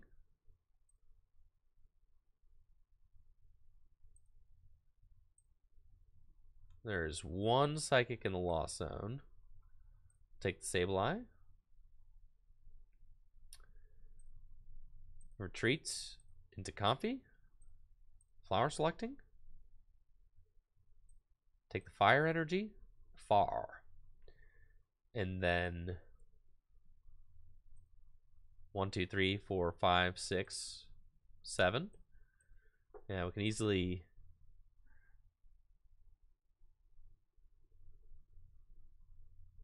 see. So I've used both of these. Yeah, it's probably it. It's 7 this turn, but that's okay. I can still just take the knockouts with Primate Wisdom, Cross Switcher. It's unfortunate, but that's okay. I think this is what I want to do, just knock out the active. So let's scoop up net the Comfy. And we'll just spit innocently. And then we'll be able to get up to 10 cards in the Lost Zone next turn. So I can start using Sableye. And then we'll be spreading some damage. So that's the idea. F Surge says, any dates on the hoodie release? I'm probably going to have those live tonight or tomorrow on trickygym.com. So thank you for asking. I've got some new Tricky Gym hoodies that I'm really excited about. They're heather gray with a nice black logo. Very comfy. Perfect for fall. I'll keep you guys posted in the Discord and on Twitter when I put those up. But thank you so much for supporting the channel. And thank you guys for all the encouragement this weekend as well. It was really, really nice. I appreciate the love so much. So thank you. It really warmed my heart to have you guys rooting for me. It really meant a lot. So thank you. All right, Palkia's up. Stadium countered. See a path. That's fine. They've got Drizzile now. 90 hit points. A little bit more difficult to knock out. The second Manaphy pull off the prizes is very good.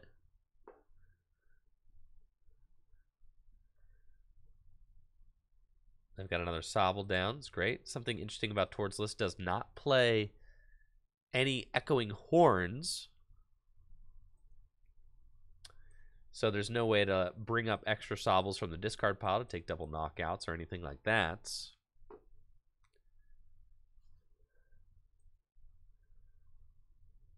And here is the Star Portal. Definitely want to get the second Manaphy down onto the bench so that I don't have to worry about the canceling Cologne play with the Radiant Greninja. As you can see, they're kind of prepping this Radiant Greninja for maybe next turn. Like, they don't quite have it this turn. But, you know, I'm cool with that. I have a Psychic Energy. I do in the discard pile. That's good. All right, we're going to promote Comfy. And I've got the double cross switcher. Let's Culver's experiment. We're going to grab both Sableyes and a path. That's good. And then we want to Training Court that Psychic Energy back. And we'll Flower Selecting. And isn't it absurd how big my hand is? Like, your hand gets so large with this deck. Like, so absurdly large. Like, incredibly gigantic. So we're going to put down that Sableye. And we're going to get another Sableye down in case I get my hand disrupted. And then I don't know that I'm necessarily worried about putting that path down right now. I do have 2 more vacuums left in the deck. Let's Primate Wisdom. Just 1 card is fine. Got another switch cards. That's cool. We're going to put Psychic Energy onto Sableye. Retreat into Sableye. And it is game time. We will Lost Mine, and we're going to go 9. Before that evolves into an Inteleon, and then we're going to go 3 on the Palkia and the active. Knocking out the Drizzile is really good because once it evolves into Inteleon, it's kind of out of my range, right? So you want to knock out the Drizziles before they... And then also it's perfect math because you go 90 onto Drizzile and then you go 3 onto Palkia, right? And then once all of the V-Stars have 3 damage counters on them, they are all within range for your Radiant Charizard to be able to knock out. So now my opponent, seeing the second Manaphy, realizes that they will never be able to pull off their concealed cards or never be able to pull off their canceling Cologne Moonlight Shuriken play, right? So they decide to just put those energy into the discard pile instead. And Subspace Swell. Nice. Thank you, Darmaro. I appreciate that. I got to promote Comfy. And I'm feeling real good about where this game is going. 4 to 4 prizes. We've got everything we could possibly want. I like that training court being in play. Feels good. Just gives me my psychic energy back every turn. And then we can flower selecting. And honestly, I can just keep all of the energy at this point because it's all I need in order to keep going. And we can primate wisdom and stack an energy. Find an air balloon. We'll hang on to that. We could just retreat and look at us now. Lost mine. 6 here. And you want to go 3 onto the Palkia.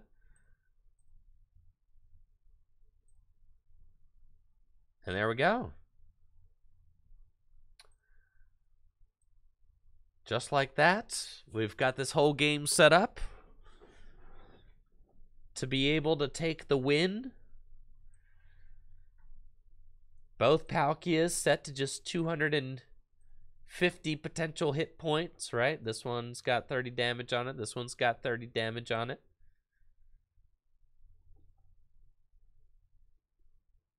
It's not really a lot they can do. And without Drizzile and Inteleon, they don't have the ability to search out their deck for whatever they want every turn, which is like the biggest thing. Because Inteleon decks can usually just find whatever card they want every single turn. Because they can use Shady Dealings. But this deck is extremely good at shutting down the Shady Dealings ability.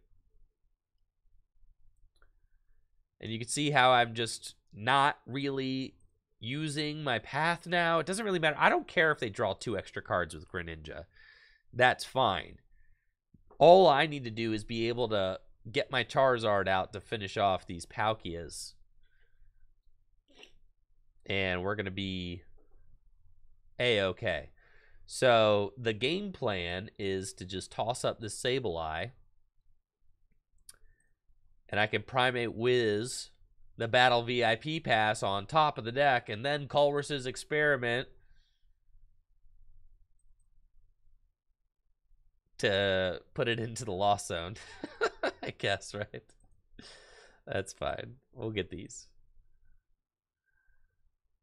And then Psychic Energy here.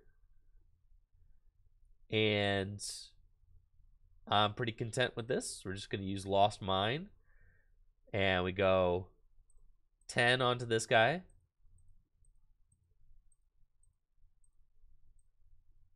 And then we'll put 1 on each of the Palkias. So now we have just 2 prizes remaining. All I need is Charizard and a Fire Energy.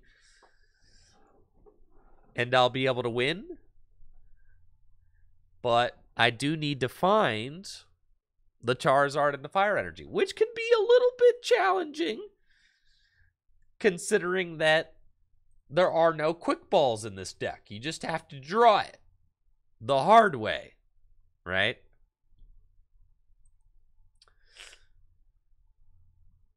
Sometimes, you know, it's good to just put the Charizard down when you see it because there's no quick balls.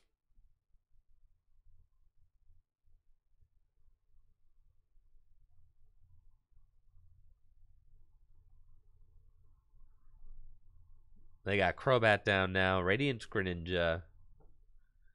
And Roxanne to 2. Yikes. Yeah, that's, you know, that is one way to lose. Most definitely. I've got a pretty big deck still.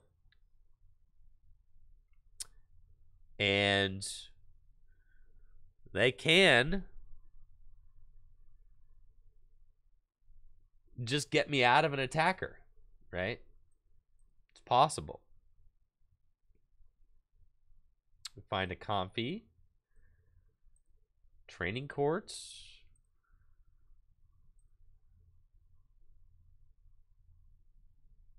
Primate Wisdom, the Psychic Energy. Air Balloon is very good. This is so sus. Ah! Why is it like this? All right, if I go 12 and 12, I can do it.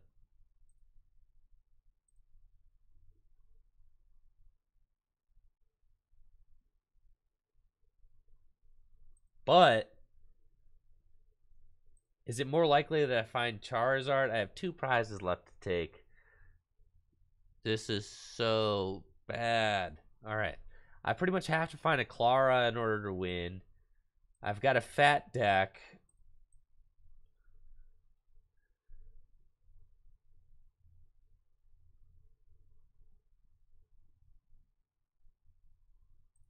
Let's just go Lost Mine.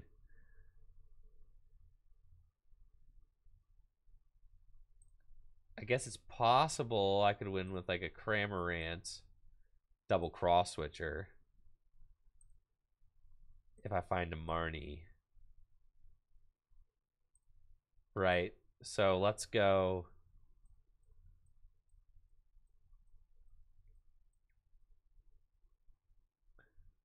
I should have put 3 onto this. This is silly.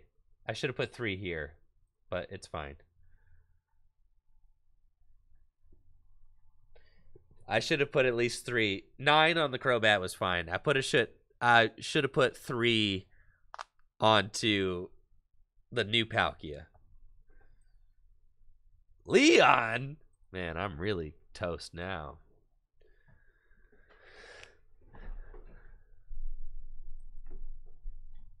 But we'll see. It's so tough because like hand disruption is so bad for this deck. It's so bad. Like the Roxanne at the end of the game can just lose you the match. Because you get put to like a 2-card hand.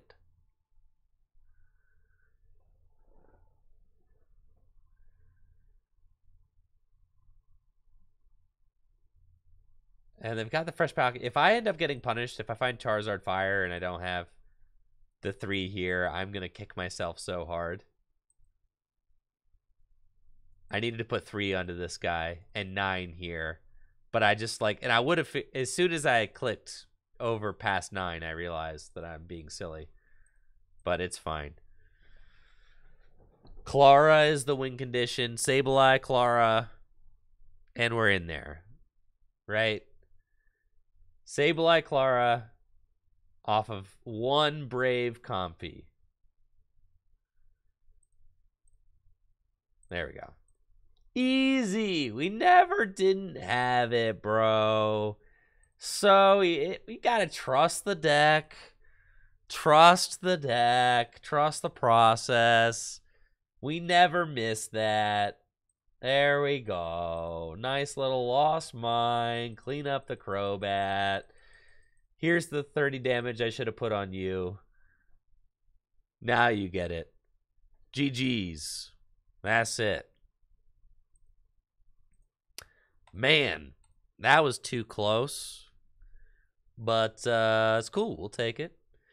Things got a little bit suspect off of that Roxanne, dude.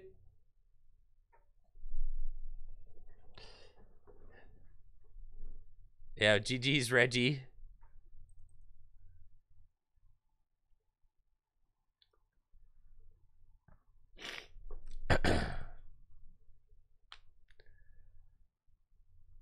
Roxanne, it's intimidating. It's tough, man.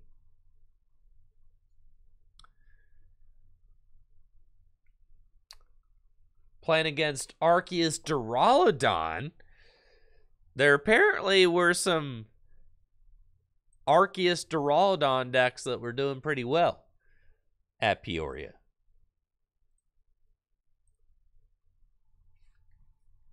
Flying high, I never wished that I had Meloetta and Fusion Energy in my Mew deck. It was so much better without it. 5 mulligans? Yes, please. Yeah, that sounds good to me. Looks like we're up against Arceus Duraludon going second. This matchup seems cool, honestly. I'm not worried about it at all. We knock out Arceus, then we got to knock out a couple of Duraludons. Okay, maybe, you know, they do a lot of healing. That's kind of annoying, but it should be fine. We've got all the usual suspects. Good stuff. Let's switch cards into Comfy. Starts using flower selecting. I'll thin a Sableye out of the deck. And here we go. Find Colress. Love it. And then I can scoop up nets. And flower selecting again. And we can grab... I've already got one air balloon, so we can get the Lost Vacuum. And then we can scoop up net again. So I can select more flowers. And did I already pitch one Psychic Energy? No. Grab a Cross Switcher. And then let's Colress's Experiment. I like these cards right here. Already got a Cramorant, so I'm thinking these cards are the ones I want. As we are definitely drawing well enough to get the turn 2 Sableye. And I'm probably just going to swing into this Duraludon turn 1.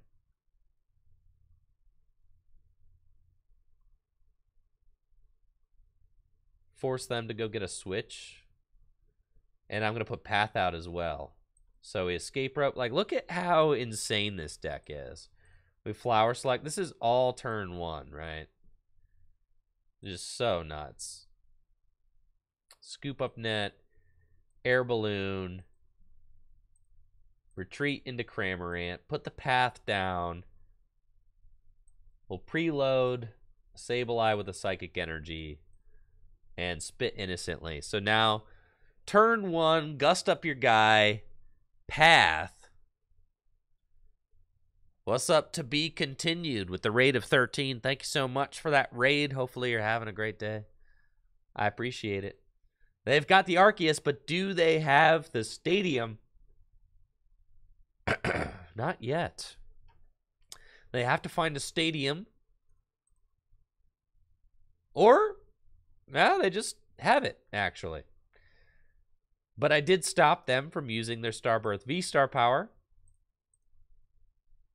which is all we really needed to do. And definitely impacts their ability to set up. So I'm liking where we're at. We'll flower selecting and grab another Colress. And we can use Colress's Experiment to get these guys. And then scoop up net, the Comfy. Flower selecting again. We'll grab a Psychic Energy. All you really need is the one fire. We've got 1, 2, 3, 4, 5, 6, 7, 8, 9, 10. We've got 10 in the Lost Zone now. So let's just retreat.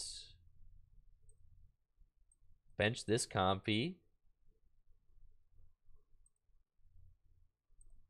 Let's just retreat into Sableye and Lost Mine. And we're going to put 1, 2, 3, 4, 5, 6, 7, 8, 9, 10, 11. And then 1 here.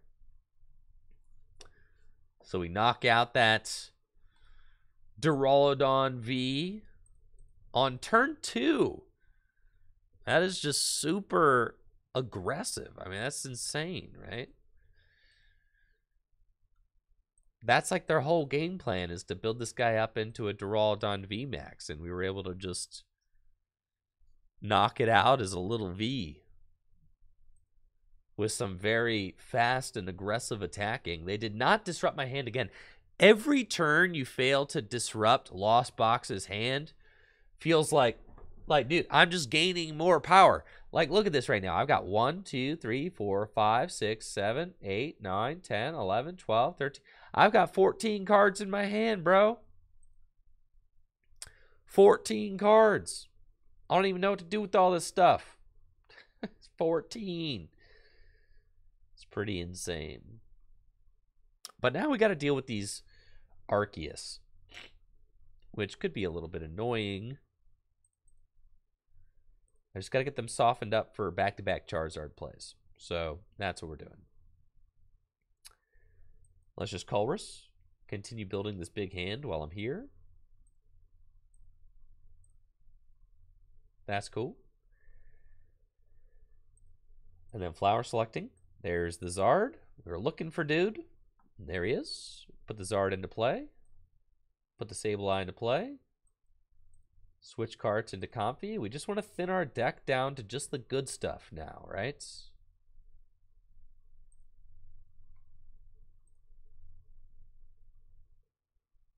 Just the good stuff.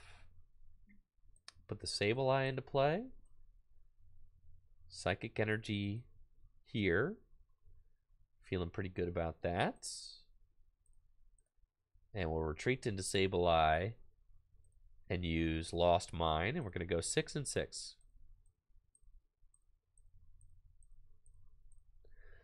And the reason we're doing that is because they might play Hyper Potion.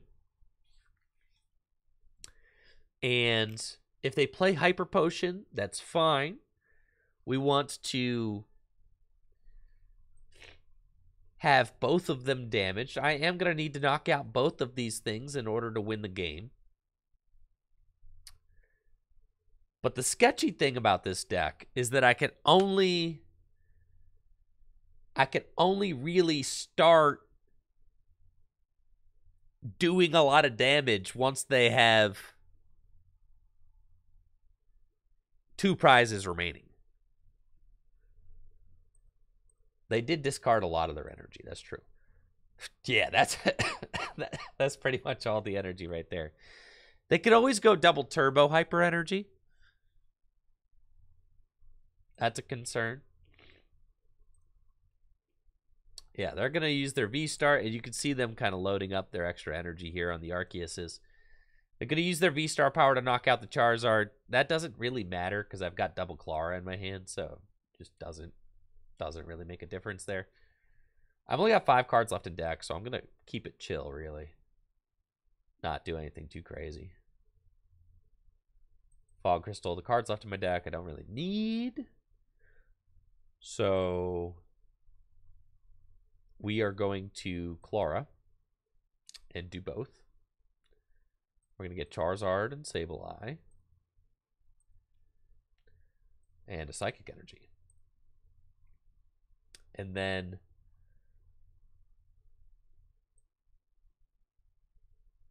we're going to bench the Charizard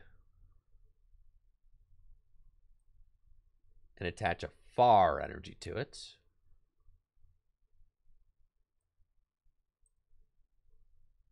And sure, I can flower selecting once. Take that. Retreat into Sableye.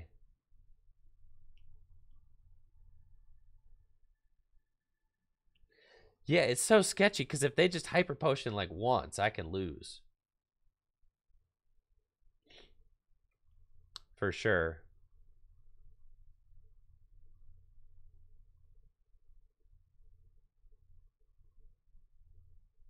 Okay.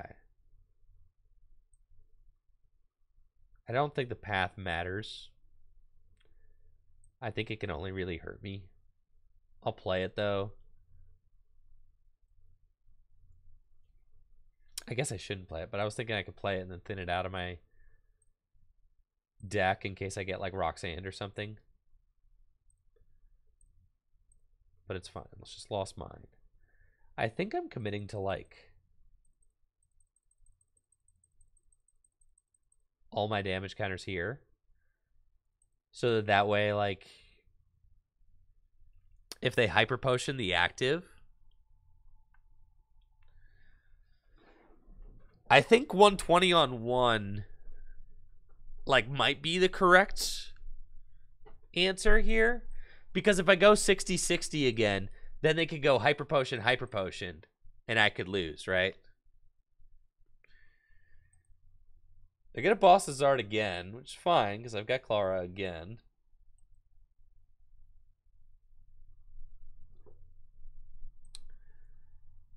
Got 120 hit points left. So they're going to just knock this guy out. They didn't Hyper Potion, which is big. So then I promote the Comfy. And I go Clara. Do both. We get the Charizard. And we get the Fire. The Far. And we put down Charizard. Did I goof this up? Probably not. I think I'm going to double cross switch her up. The other one and knock it out. But now I've used both my Claras. But this guy's got a perfect 120 hit points left. But if it's fine. I think we're chilling.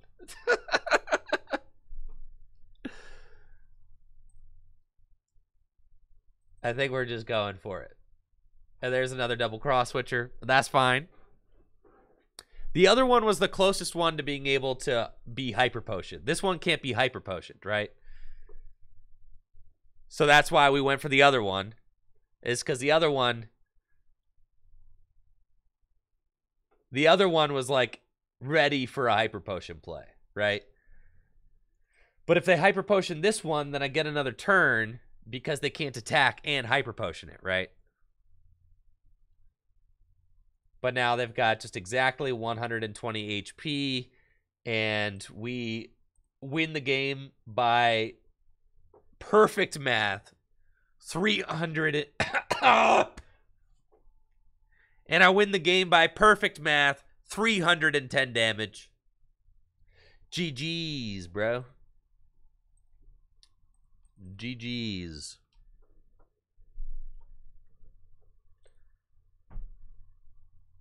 Yeah, dude. I don't know. You kind of have to bench the Charizard. Okay, here's the deal. If you don't bench the Charizard, this deck plays no Quick Ball, and it plays no Quick Ball. If you get your hand disrupted, you like need to have that thing in play so that you could just go on with it.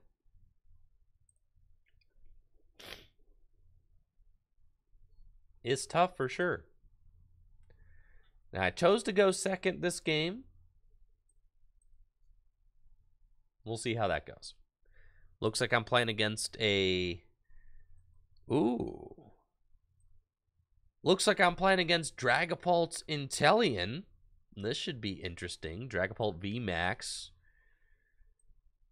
Previously, one of the big bads of the standard formats, but it's kind of fallen off in popularity lately. We're going to battle VIP Pass for double Comfy and then Culver's Experiment and go find some more goodies. I like that. Scoop up Net Cramorant. Do I even need the battle VIP Pass? I don't think that I do. Could probably just keep these fellas, which is fine. And then I need to move this Sableye, which is fine. We'll scoop up Net the Sableye. Go Comfy, Flower Selecting. Duh! No! Don't make me do it!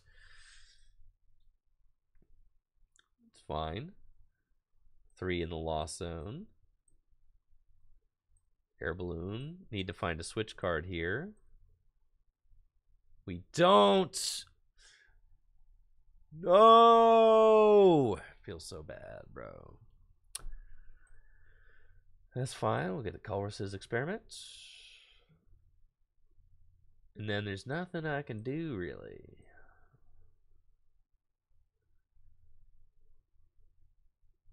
Put down Charizard. We'll attach Psychic Energy to Charizard and pass. And then, yeah, I would have really loved to knock out the Sobble there turn 1. That would have been very good. But it's fine. Dragapult is a very nasty deck to have to play against. Their max Phantom attack places 5 damage counters on my bench Pokemon. 5.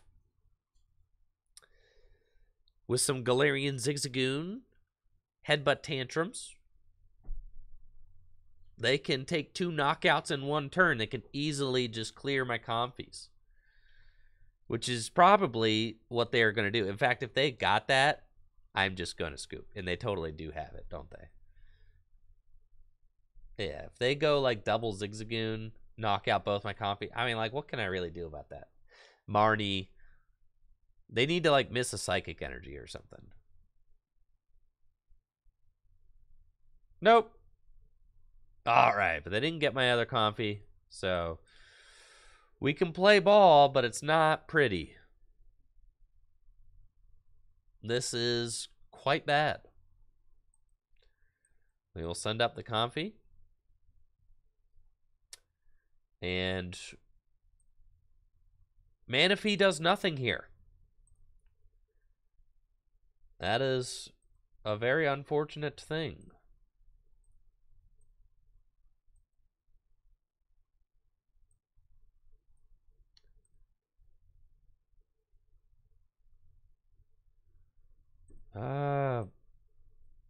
Sheesh.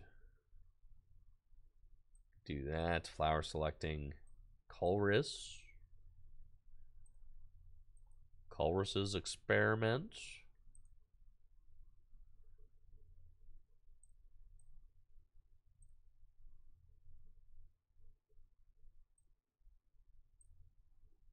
This is not good. Fog Crystal.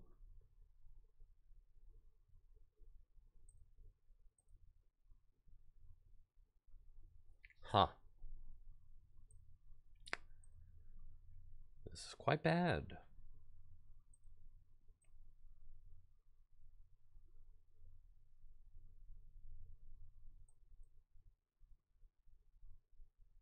This is quite bad indeed.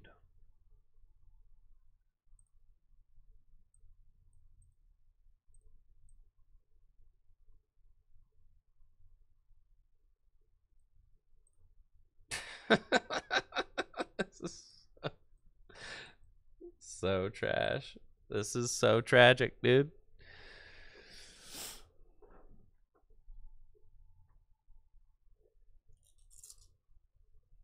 Incredibly tragic. My Charizard getting powered up, though. He's ready to go. This matchup does feel like it should be pretty much an auto loss if you go second. Because Max Phantom's just such a gnarly attack against this deck. Obviously, there are the Intellions for you to be able to knock out, but man, I know Charizard does nothing with Path in play, but we play the Vacuum, so we'll be able to remove it.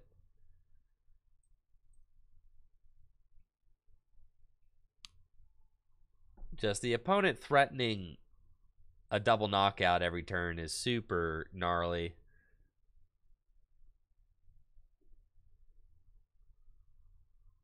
All right, thankfully they don't have the double knockout, so I'm okay. There are 4 prizes remaining. If I can find the Vacuum, I can swing with Charizard. But I have to find a Vacuum. Find a Cramorant. It's exciting. I find a Vacuum. This is also exciting. Okay.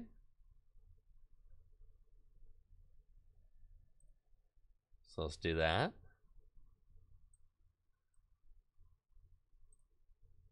Lost zone that. What am I at now? 1, 2, 3, 4, 5, 6, 7, 8, 9, 10, 11, 12. Easy. Flower selecting.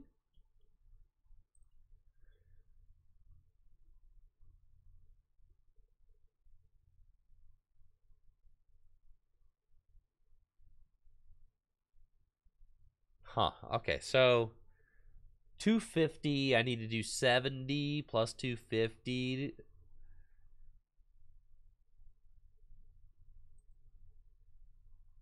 Yeah, let's take that.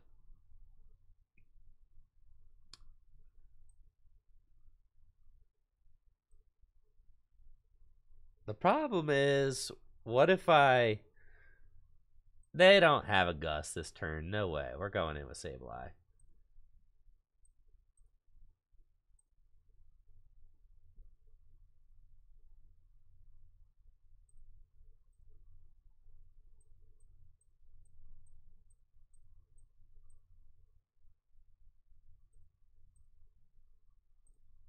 All right, I got to do that. And we find Marnie. And then...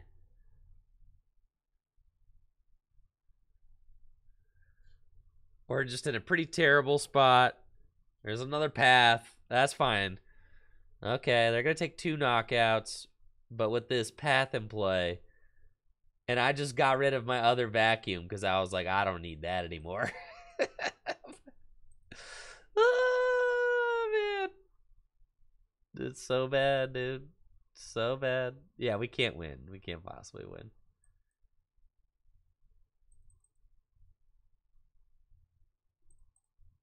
Nope. Don't think so.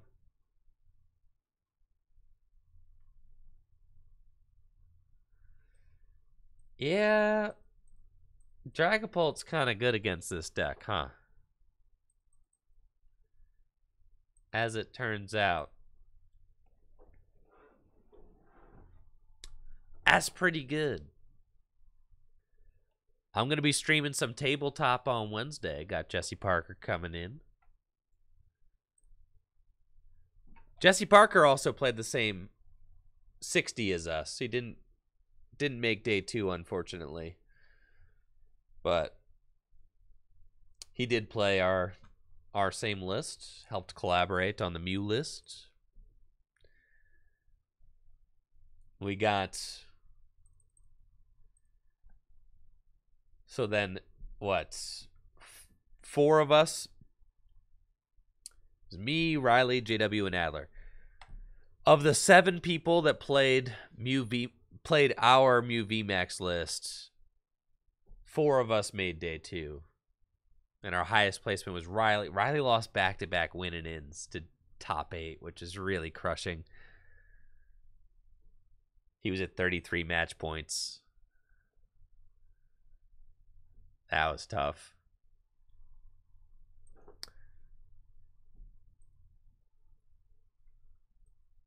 It was fun, though. Peoria was a lot of fun. A lot of really cool people there. It's nice to meet people. Nice to just be involved. First event of the 2023 season. Kicking things off with a bang. Nice to be on the scoreboard, considering I was having a hard time getting points at the end of last season. So this felt good for sure. Going first against a Comfy deck. We'll go grab a Comfy of our own and start selecting some flowers. Just retreat into the Comfy. Flower selecting. Go Fog Crystal. Hello. Fog Crystal and get another Comfy. Scoop up nets. Flower selecting. I gotta take a far. Can't let both of those be in the lost zone. And then we can escape rope. And I can select some flowers again. I'm going to take the Colress for next turn. And just in case my opponent's playing Greninja, I think we just slam that down and pass.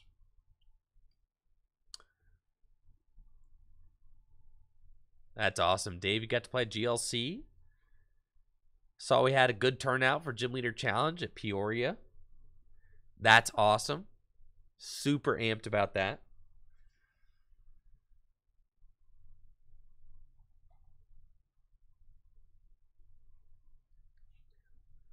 I saw what? There's like some man, what's up?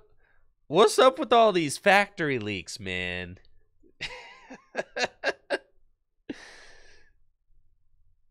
There's been a lot of factory leaks from yeah, it's a lot of leaks, bro.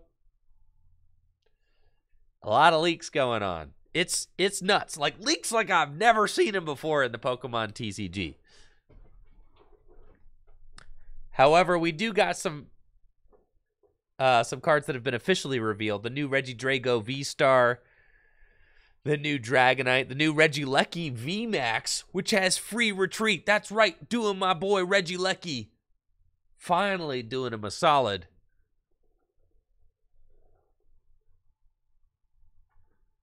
By giving Regieleki free retreats. All right, looks like this is a Giratina Lost Box deck. They've got 1, 2, 3, 4, 5 cards in the Lost Zone. Turn 1.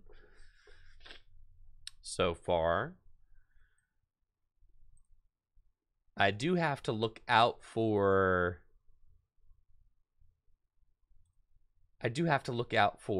Radiant Greninja, though they did Lost Zone 2 Water, so they might just not be able to Radiant Greninja for the rest of the game.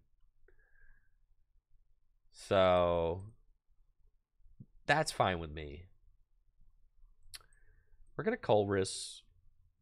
See what we have. 1, 2,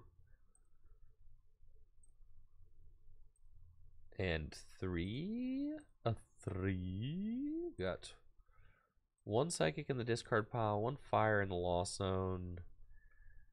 That seems okay. You really only need like 2 Comfy to kind of keep it smooth sailing, you know? Let's select some flowers. We find a Colress and a Clara. That's just like a really tough decision. I feel like Clara is probably important. How many cards in the Lost Zone I got? 1, 2, 3, 4, 5. 5. About to be 6. Yeah. I'm saying it's got to be Colress. So I can push...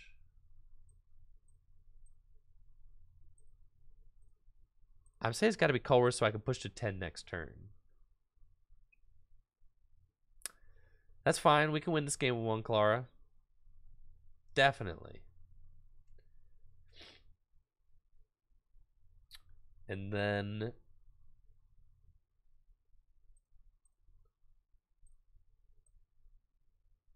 let's just switch carts. Put the Comfy down.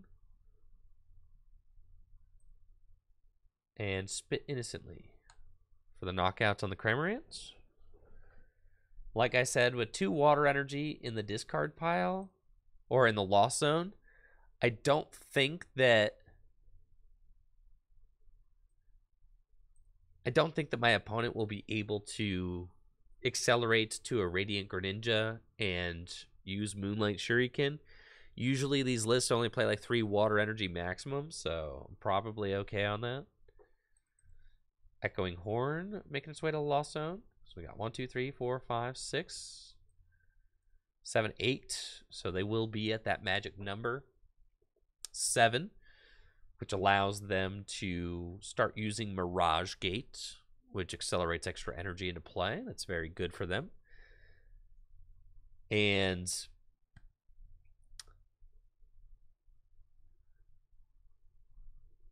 they are just a couple of cards away from being able to use Sableye to Lost Mine and place 12 damage counters on my board.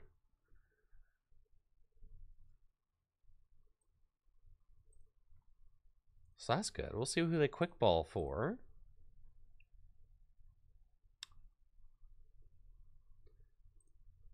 Galarian Zigzagoon, and this is a concern with Sableye. If they push to 10 cards in the Lost Zone, 1, 2, 3, 4, 5, 6, 7, 8.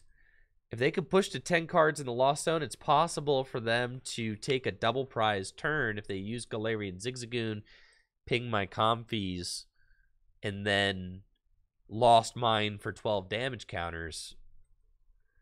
But they are only at 8 cards in the Lost Zone. Now they're at 9 cards in the Lost Zone with this Comfy. They need to get to 10 before they can use Sableye.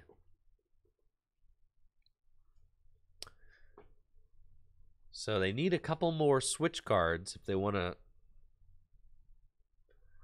push to 10 cards in the Lost Zone. They are really considering this flower selecting. They Lost Zone a Training Courts. And we'll see what they got this turn. Yo, thank you, Mucho Birdies. I appreciate you. Got the escape rope. So they're sending up another Comfy again to flower select again. That will push them to 10, right? 1, 2, 3, 4, 5, 6, 7, 8, 9. And this is 10. So if they have a Psychic Energy and a switch card, they can Lost Mine this turn, which will be quite good for them.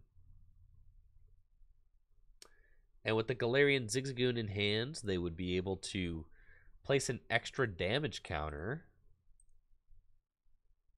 And if they have a Scoop Up Net, I mean, so they would need a switch card, a Scoop Up Net, and a Psychic Energy. But if they have all of that in their hand, they can take a double knockout on both of my Comfy with Lost Mine this turn, which is definitely tough.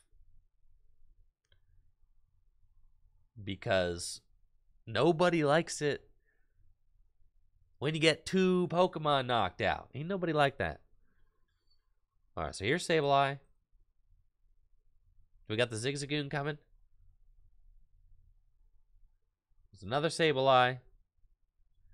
Capture Energy. For Cramorant, this might be a single prize Lost Box deck. Now that I'm seeing Lightning Energy, I don't know who this other attacker is. The mystery attacker.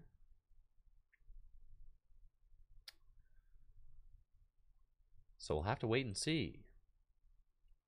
Now it's my turn. We've got a Colress's Experiment and a Clara. Oh, Colress. Oranguru. Air Balloon. And Sableye. Maybe these guys instead. See ya, Oranguru. Sorry, bud. Flower selecting. Find the Scoop Up Net, which is what I wanted. And then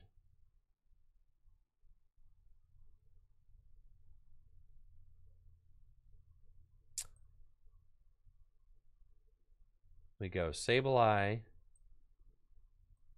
Scoop Up Net, Comfy, go into Sableye, and put our Psychic Energy there, and we're thinking I don't want to bench the Comfy yet. Do I not have 10? What do I have? 1, 2, 3, 4, 5, 6, 7, 8, 9. Pain. Fine. Escape rope.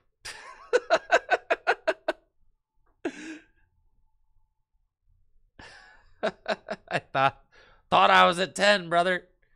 It's fine. Flower selecting. Got cross switchers.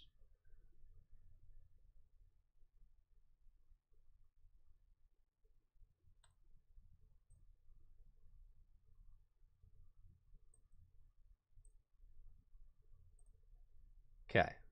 Now we're in business. Now we can Lost Mine, and I'm going to put 1, 2, 3, 4, 5, 6, 7, and 8, 9, 10,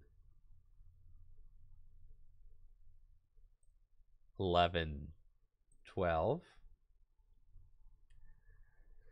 So we do that because, nice, we find Charizard, which is huge.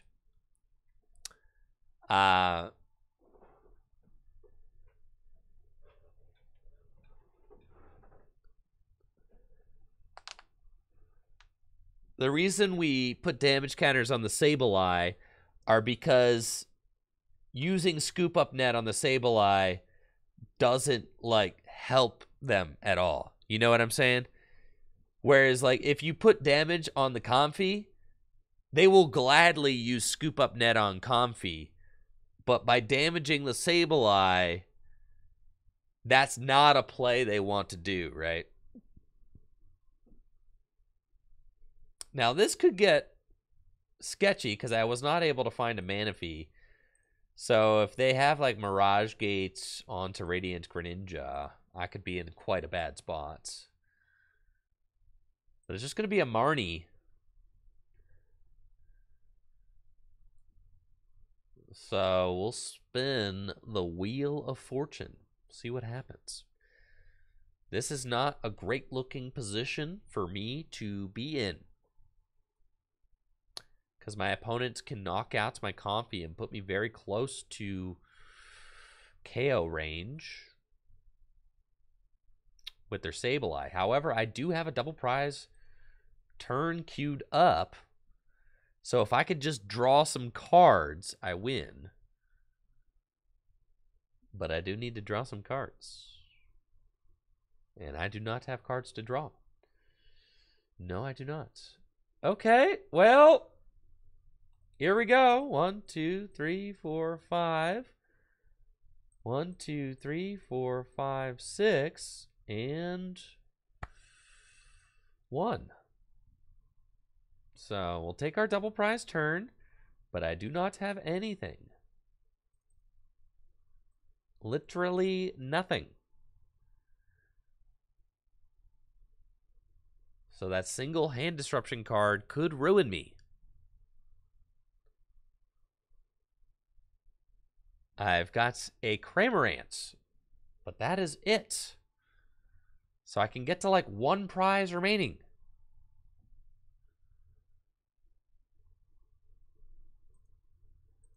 You've got nothing. I've got 3 Comfy in the discard pile. My 1 Clara is now on the other side of my deck. Right?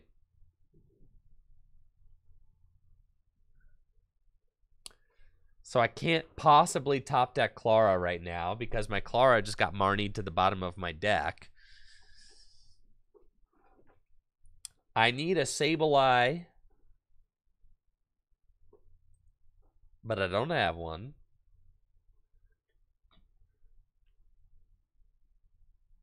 I need a Comfy, and I don't have one. I need my opponent to whiff everything off this flower selecting.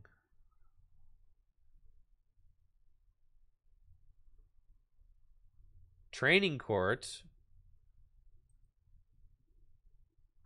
They don't whiff everything. They've, in fact, got Radiant Greninja now. So they can go in with Sableye. But I've got literally nothing.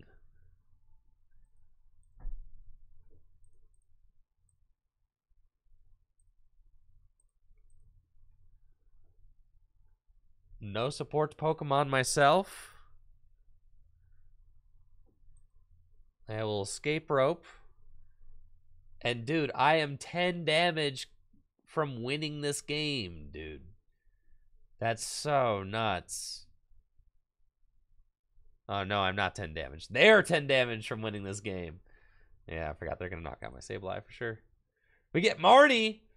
Oh, boy. Okay. Well, there's not really any hope of anything coming of this Marnie. I guess there's some hope, right?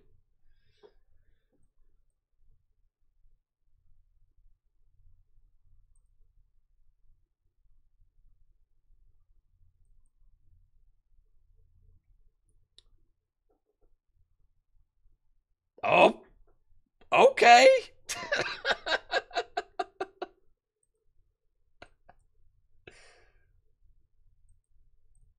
Well,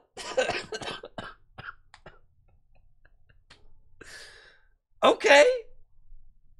That's fine.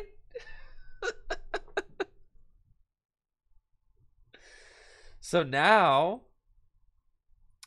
I have one prize remaining. And we're barely hanging in here. I need a Sableye to finish this game.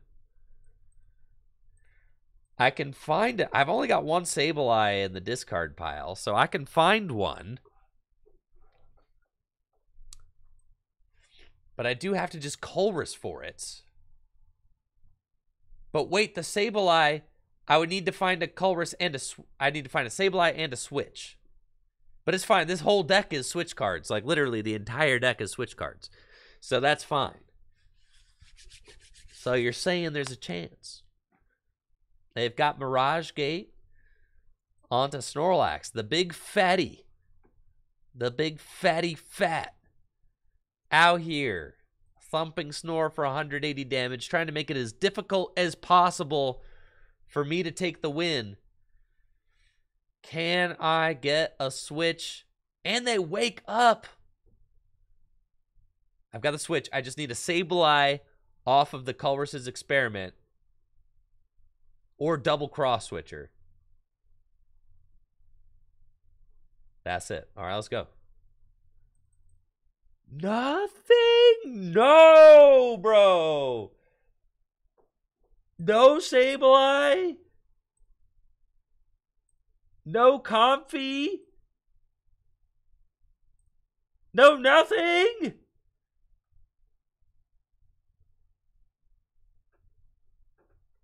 All of this, dude. Oh, this is so sad. And the Snorlax woke up. I'm so sick. There were so many outs to win there.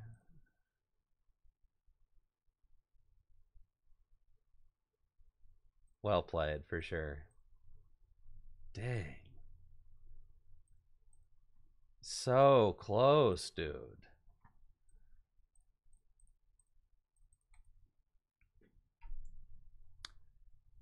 Just needed a Sableye. Ugh. One Sableye would have done it. That was tough. I think there was like one turn where I decided not to put... God, there are so many little things that can go wrong playing this list. So many little things. All right, this is a pretty good opening hand right here. I'm into that.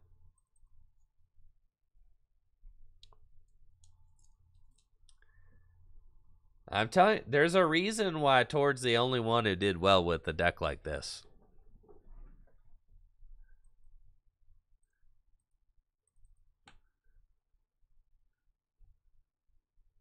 There's a reason. Yeah, GG's, Daffa. GG's. This deck is not friendly to play.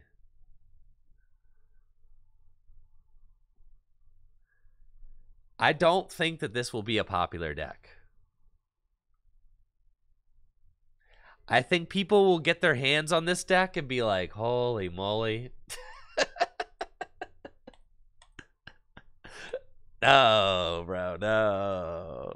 It'll be like Urshifu, except like more difficult to win with than Urshifu. Like, you guys remember how complicated those Urshifu decks were?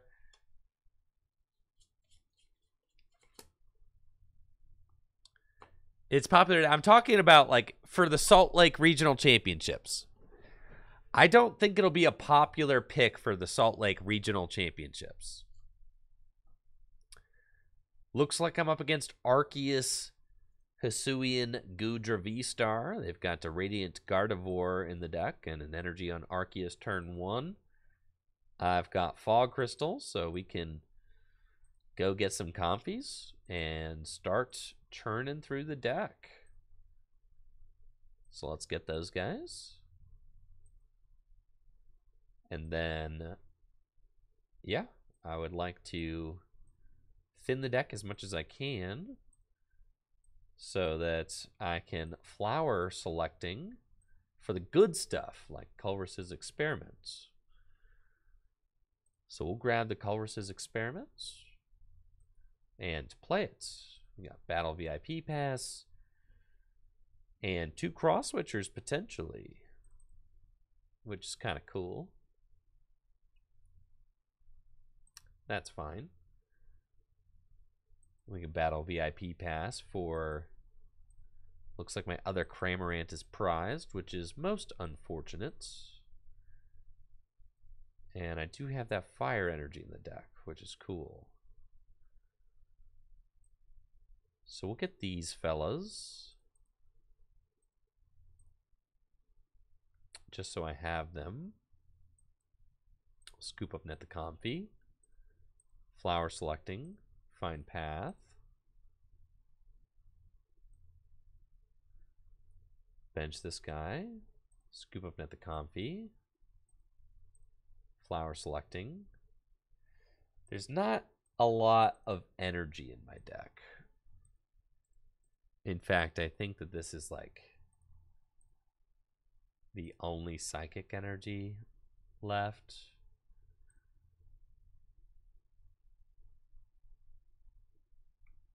That's kind of, ugh. I'm pretty sure I prized 2 psychic energy in my Cramorant. But I'm getting, how many cards in the Lost Zone this turn? 1, 2, 3, 4, 5. So I like need to push with Culver's again. I absolutely have to. That's fine. They ain't doing nothing.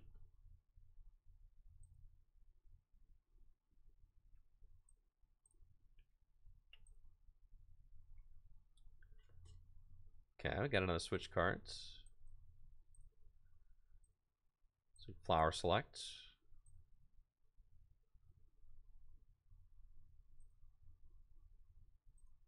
And then I think we want to keep the path on.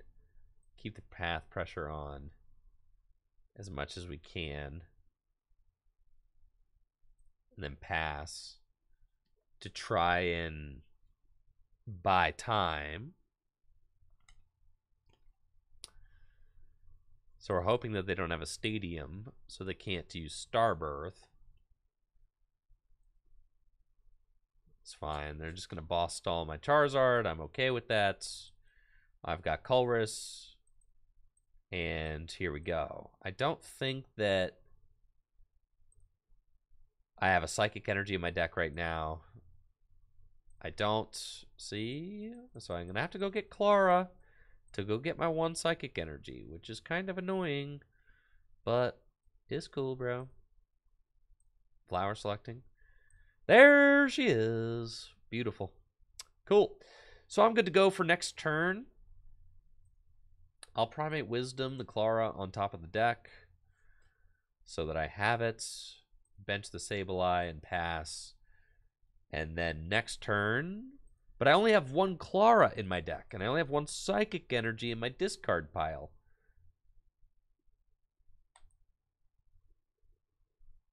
But it's cool because they have literally nothing. So we're fine. We'll flower selecting. And we're going to get Air Balloon because they are draw passing. We have successfully stuck them. We'll flower selecting. And we'll grab Marnie. And then let's Culver's. Just dig a little bit deeper. Don't actually need that card anymore. It's fine. Keep that. Don't need it anymore, but it's fine. Oh yeah, I wanted to Clara this turn. That's cool. So we'll Clara next turn. I'm fried. And we'll pass. They give me 1 more turn, bro. That's right. I have to Clara for my 1 Psychic Energy. They ain't doing nothing. We're chilling. They get to sit here with the Radiant Gardevoir in the active spot for another couple turns. Guaranteed. Well,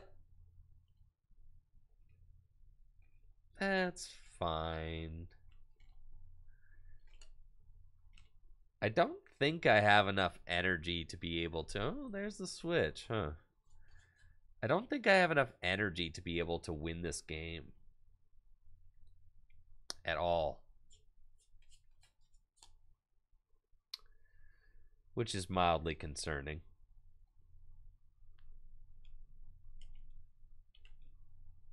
Huh.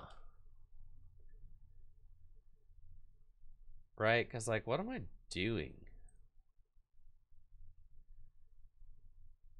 I don't have... Like, I have Clara for 1 psychic.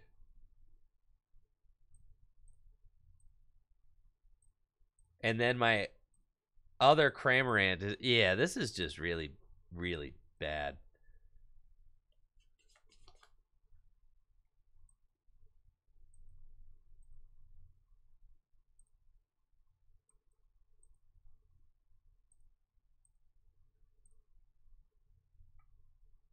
This is bad.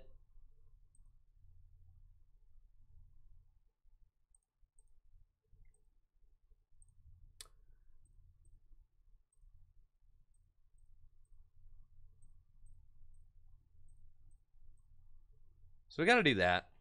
We gotta hope that this Radiant Gardevoir stays right where it is.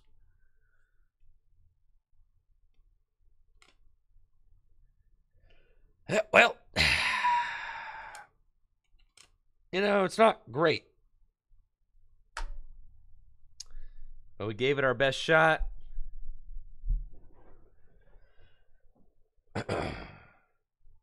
I got no more energy in the deck. I got no more Claras. And I got no more Cramorants.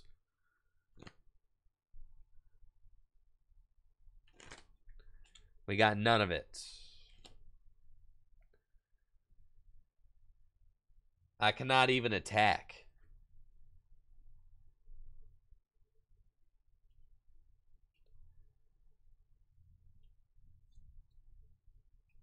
Huh. Yeah. I'm good on that.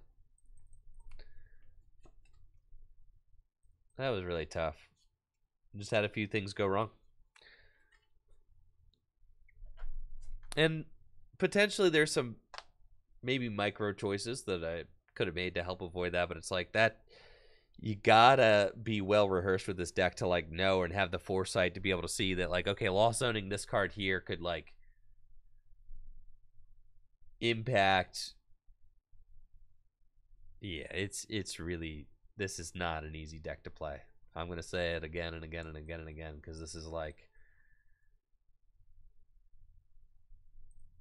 this list in particular too is very punishing.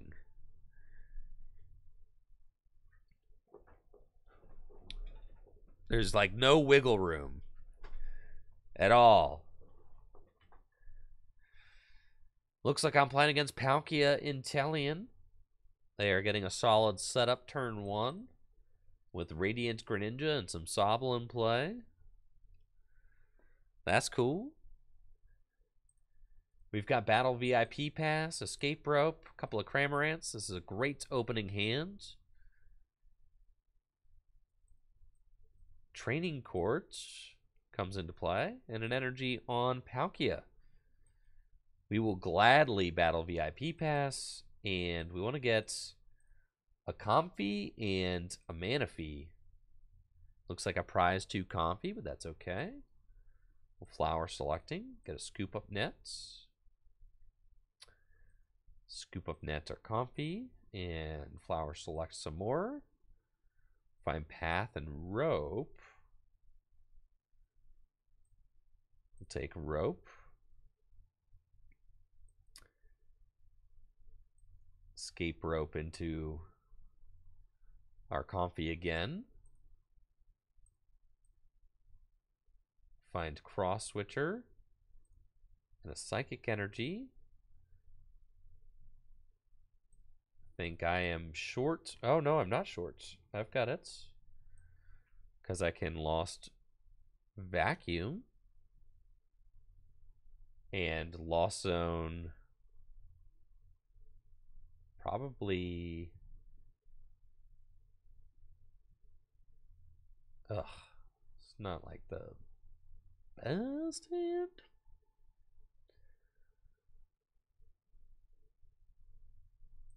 Lost vacuum or the lost vacuum. Get me up to 4.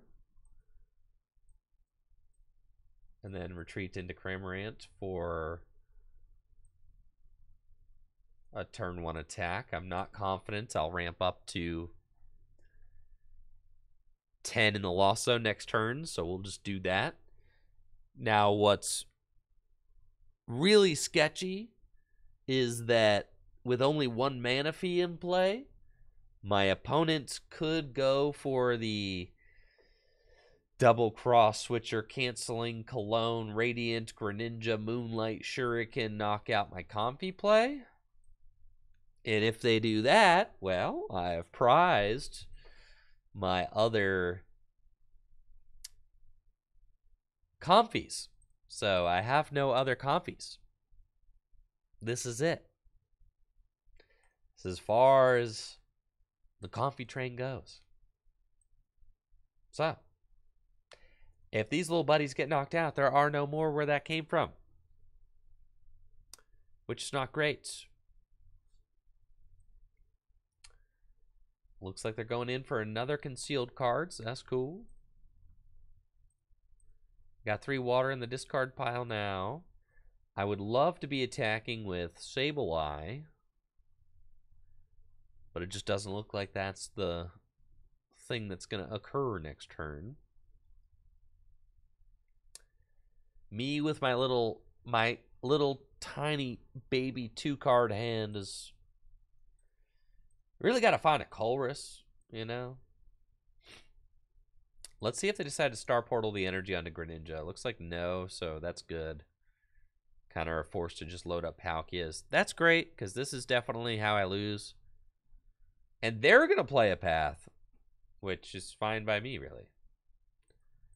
Send up Comfy. I've got more work to do. Selecting some flowers. There he is. Get over here, Colress. Escape rope. Scoop up net, scoop up net. Colress. We just got to keep chugging through the deck. Scoop up net. Comfy. Select flowers again. Clara. Easy pick. Scoop up nets. Select flowers once again. Sableye. All right. And now we're chilling. 1, 2, 3, 4, 5, 6, 7, 8, 9. I mean, sheesh.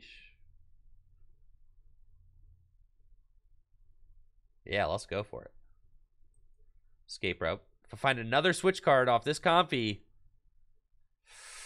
I'm in there for a double knockout on Sobble. Come on, baby. Let's go. That is my last lost vacuum, but it's cool, man. Oh, worth it. All right, we switch card to Sableye. And we go Lost Mine. 1, 2, 3, 4, 5, 6. 1, 2, 3, 4, 5, 6. Skadoosh. Both your Sobble gone. Sableye taking 2 prize cards. That's what I'm talking about. Let's go. Feels good, man. Now we're right back in this game. What's crazy is we had such a small, bad hand with only 4 cards in the loss zone, and then we so quickly ramped up to 10 cards in the loss zone, and we're able to take a double prize knockout with Sableye. And now our board state's stable. We're good. Everything's chill. I'm actually in the lead.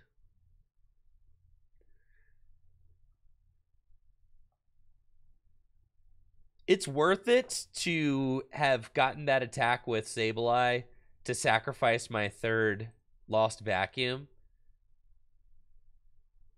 because this one's already got damage on it. Like, I'm in a good spot. I can knock out this Drizzile, and then all I need to do is knock out 1. I can knock out 2 more single prizers and then just 1 Palkia, and I'm in there. This could be a good Clara turn. Let's Fog Crystal.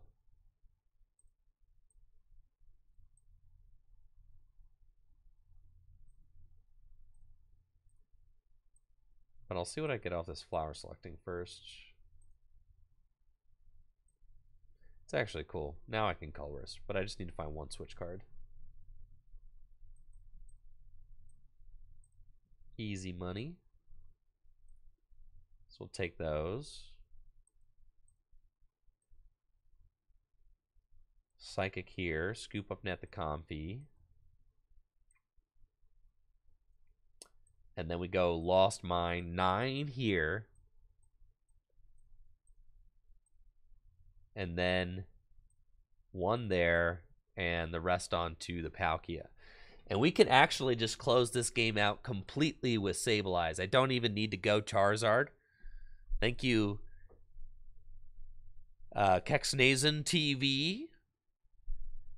I appreciate you. Thanks for that sub. We are going to get Roxanne. Yeah, you can kind of see that coming. But we've got the Marnie. Let's go. They'll go to 3 prizes left. I do need a little bit of love here. Let's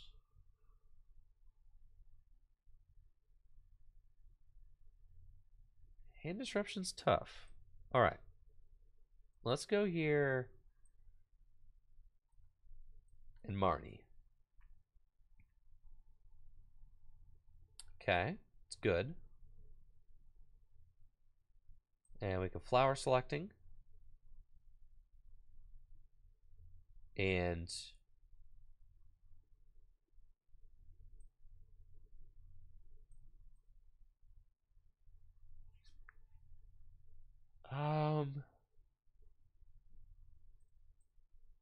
take the Fog Crystal. It's fine.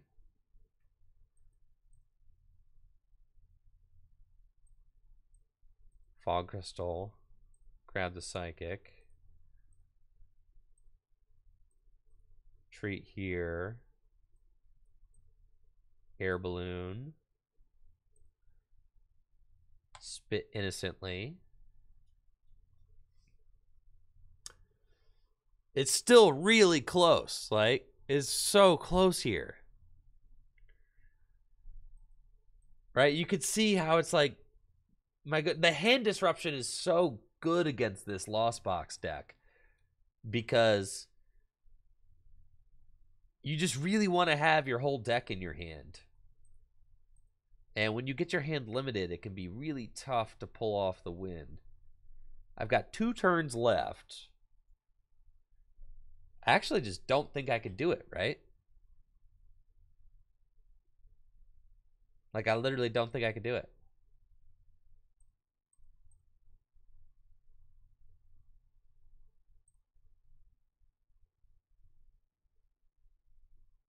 Because we can't attack with the Charizard. So I'm literally going to lose because that path is going to stick and I cannot attack with the Charizard.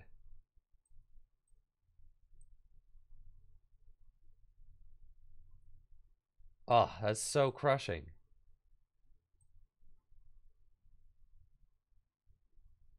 It's just like the little things, you know? This deck is just so constantly like close to losing. It's just always, oh my gosh, it's so close, but like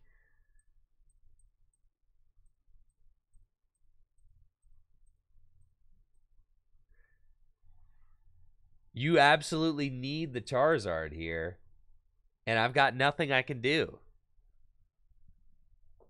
We needed the Zard. So you could look this whole game back, right? Look at the whole game. Well, first of all, if I played a card like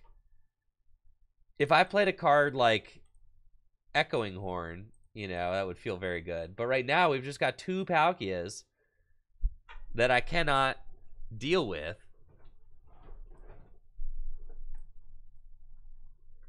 Because we don't have Charizard. That's it. I'm 30 damage shy here. Yeah, it's well played. And it's just because that path stuck. So you like need to save the. It's if you go back and you rewatch that whole game, it's like on turn one. On turn one, where I used vacuum and vacuumed away another vacuum, that was like my undoing, right?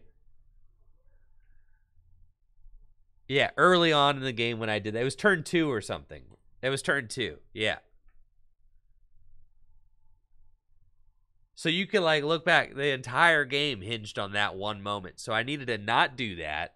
But it seemed like at the time that like that seemed like the right play at the time. But then like you could see how one thing, like literally one tiny little thing goes wrong, and then you're off the rails and you lose. I would never play a deck like this at a regional championship. Never. This is like no shot, dude. It feels like you're constantly walking on thin ice. Like the entire time.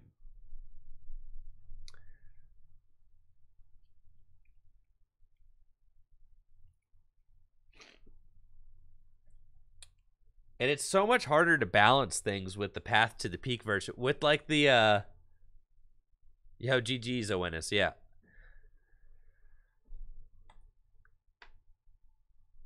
Like the Pokestop version, you just can see more cards and just like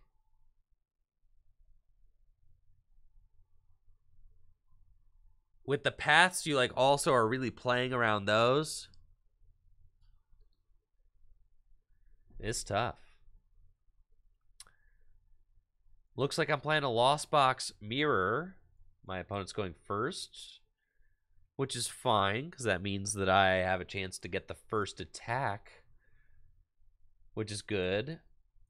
Looks like they are playing the Oranguru in the path, so this is probably towards list if I have to guess. So a towards regional winning list mirror match potentially should be thrilling. Gotta go for 2 Comfy off the Battle VIP pass. And I really want to find a Cramorant, but we'll see.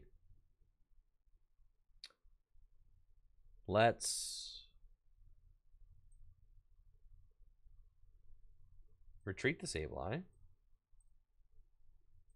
And flower selecting. Yikes. I feel like I have to go Battle VIP pass.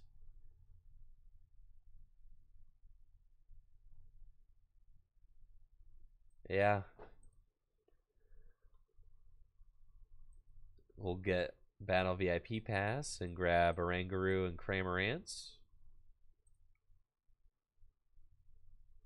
And then scoop up Nets, the Comfy. Flower selecting. Grab switch carts. Switch carts into this Comfy. Flower selecting. And it's got to be Charizard.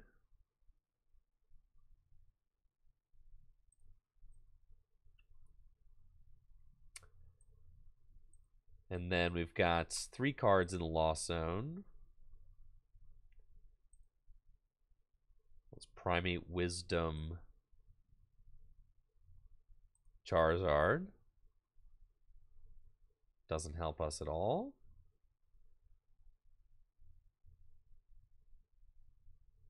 So let's pass. My opponent's got 2. I've got 3.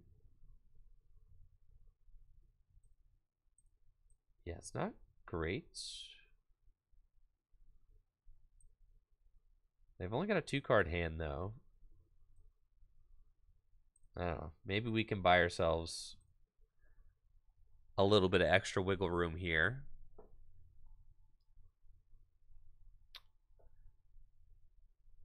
By bringing up the Oranguru. Probably not, but I don't really have anything going on. In a mirror where my opponent's going to get the first attack, like, that's going to be bad.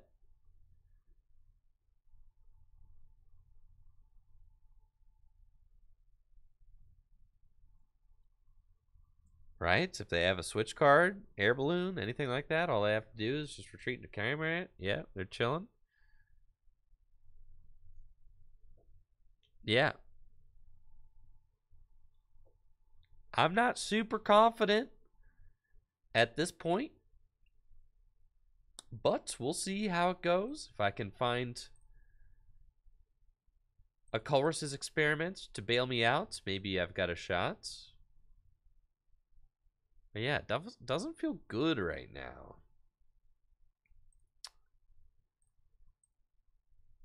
Especially with a Clara in the loss zone.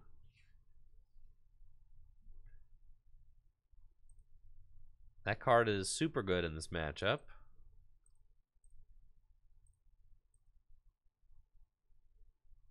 And they're just going to take the knockout with Cramorant. Fine. They spit innocently with 1, 2, 3, 4, 5 in the loss zone. We'll go up with Comfy and pretty much do the same. It's flower selecting. Keep the psychic energy.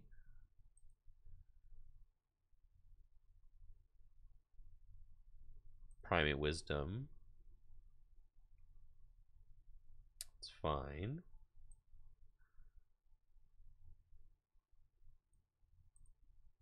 Switch cards into Cramorant.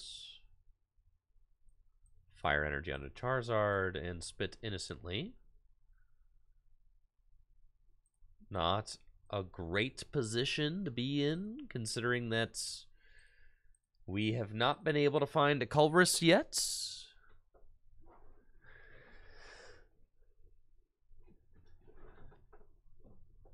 Yeah. No Colress. We kind of need that card. It's important. Not finding the Colress, that's bad. You're going to have a bad time.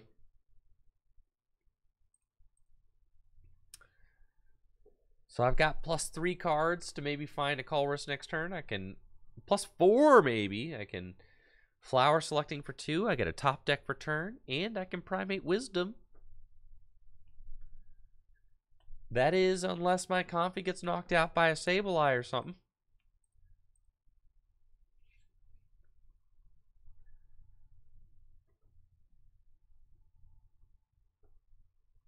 The situation seems pretty dire, though. Considering that the mirror is so close.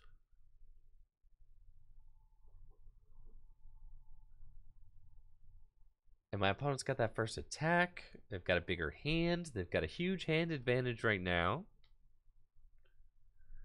And they have used multiple Colress's experiments. So there's really no way to sugarcoat this.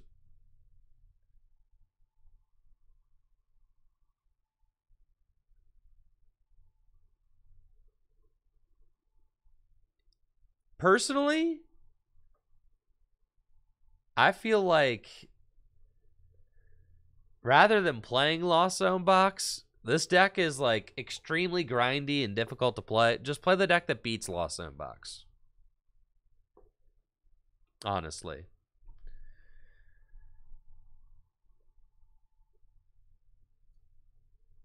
That kind of seems like a better maneuver. 1, 2, 3, 4, 5, 6, 7, 8, 9, 10. So they got 10.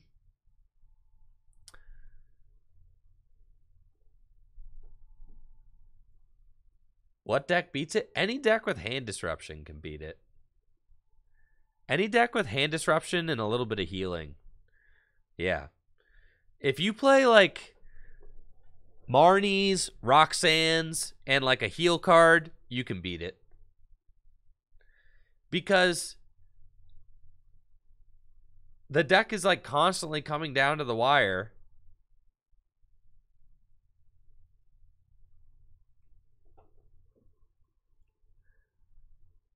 And needing to have its math like perfectly planned out.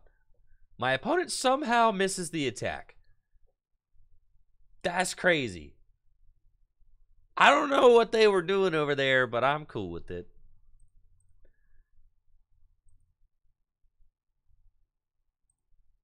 Let's go Primate Wisdom that.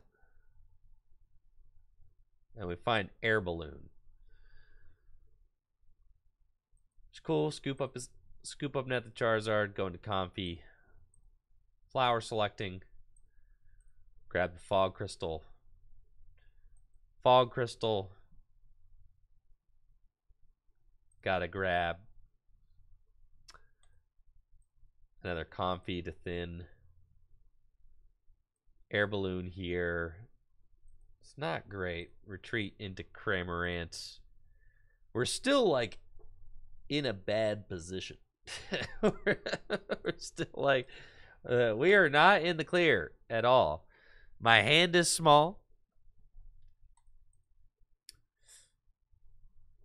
My board state is weak. I still have not played a Colress yet. Somehow, despite my opponent's multiple Colressing, that's 3 Colress in a row. I don't know how you miss the attack with 3 Colresses in a row, but it's cool, man. That's how they got so many Colress that they chucked a Colress into the loss zone.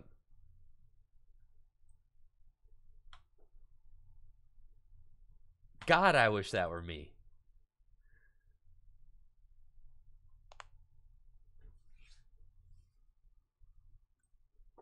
But maybe they're having maybe they prized all their psychic energy. Like they have all these fog crystals in the discard pile, so maybe they're having trouble finding their psychic energy to Sableye. They got their Sableye. All right, there's a psychic energy, so they're doing stuff now, which is not good because if they knock out my Comfy, then I don't have anything else going on, man. Like, literally nothing.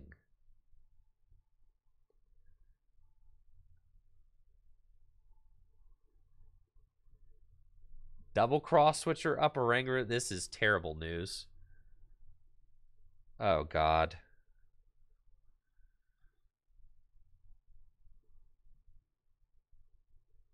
Yeah, it turns out, you know, when you don't play Colress's Experiment in the mirror, you're going to have a bad time. There's a Marnie. Okay. That's fine. But I still am nowhere near 10 in the loss zone. Like, not even close. So I have to take that knockout with Cramorant for surely. Gotta bench these goons.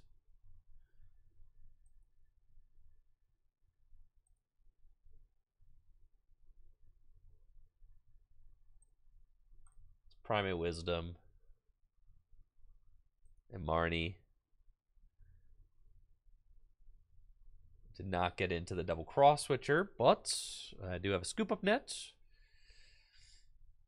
which is fine. Scoop up net to Rangaroo.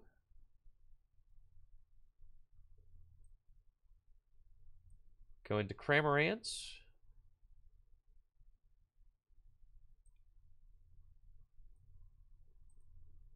Primate Wisdom, this guy.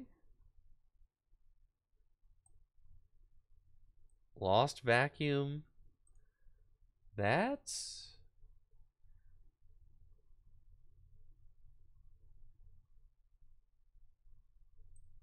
Get rid of that. And we will spit for 110. Take our prize. We find a Fog Crystal. I'm still nowhere near 10 in the loss zone. I've got like 6. Somehow I still have not seen a Colress yet. which is fine. I'm not mad about it. Just slightly, I'm disappointed. I'm not mad, I'm disappointed, okay? I'm just disappointed that colorists just didn't want to show up to work.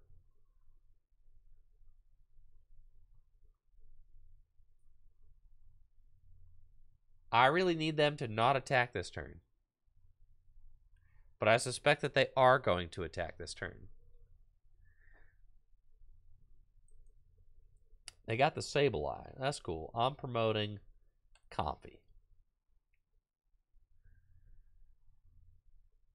They can't knock out Comfy and Cramorant. So I got that going for me.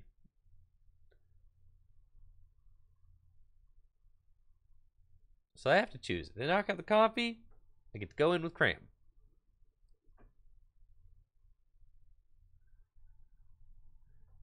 They knock out the Cram, I can use Flower Selecting. So they are going to knock out my Cramorant. They have found me out. Alright, Fog Crystal. What's my Colress situation? All 4 in the deck. Boy.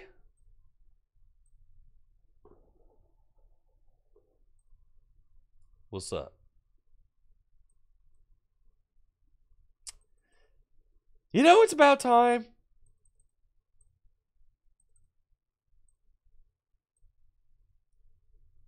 We gotta take the switch carts.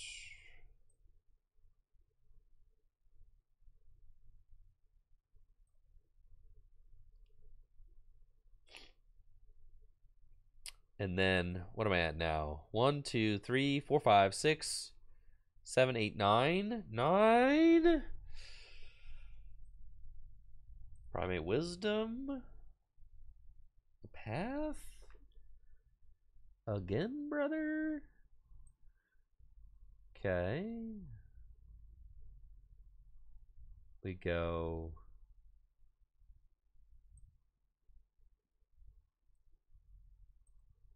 Retreats. Switch cards.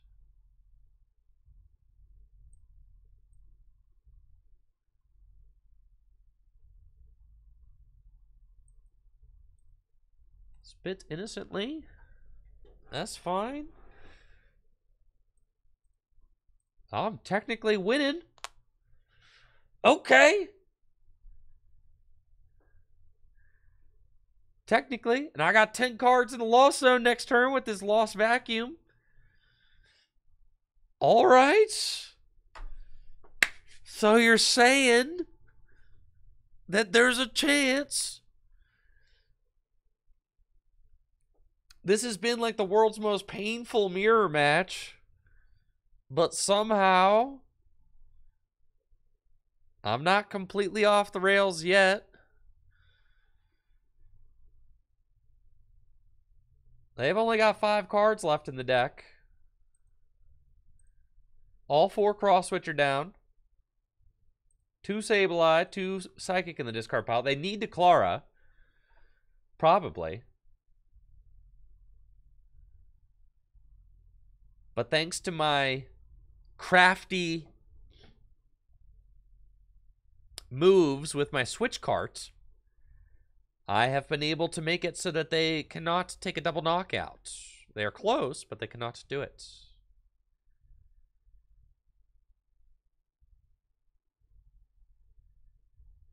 So we're going to get Marnied, which could be good for me. Mostly because my hand stinks. Yeah, this is fine. There's a Sableye. Psychic. And I have Scoop Up Net. What's my Scoop Up Net situation? 3. That's not great. I bench the Comfy again. Huh. They're probably going to knock out my Comfy.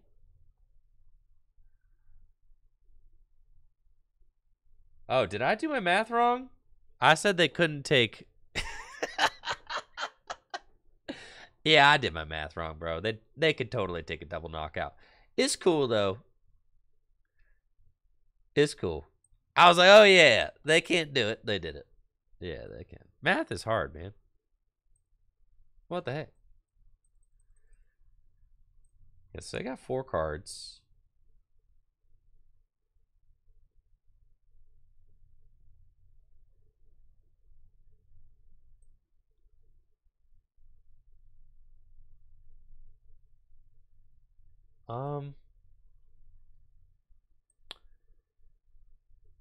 That's fine. Let's escape rope. I have to take out the Sableye.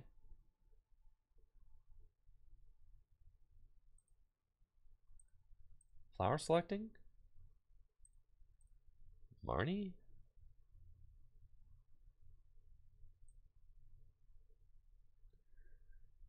Okay.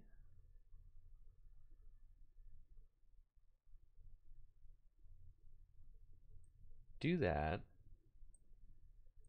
Scoop up net the Comfy. Going into Sableye. Shouldn't have put the energy. Well, it's fine. Put that back down. Marnie.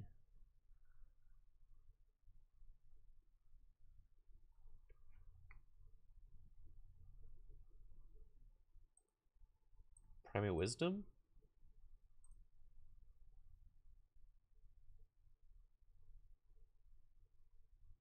Well, that's all we got, really, so.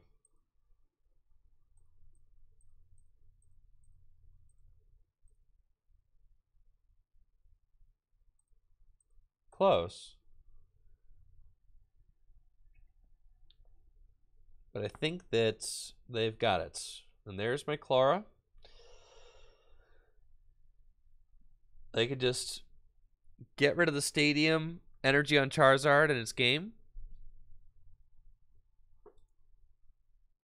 That's all I need.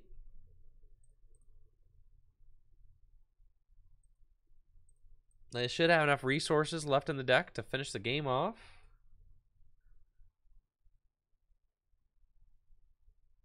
Send Marnie to the Lost Zone. They should have it. 1-to-1 prizes. All they have to do is attack. And they win.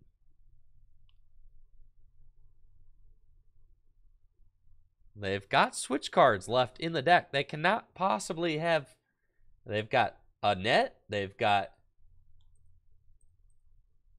Oh, they don't... Actually, all their switch cards are gone, bro. Oh, wait. I'm checking the discard pile, brother. Their Lost Zone is filled with... The rest of the switch cards are all over here. Clara should win them the game. Because they can get Cramorant to just retreat. With an energy. So that's GG's. Yeah. Dang, bro. They got it. They got it. No, all they needed to find the Clara, and they got it at the end of the game, so.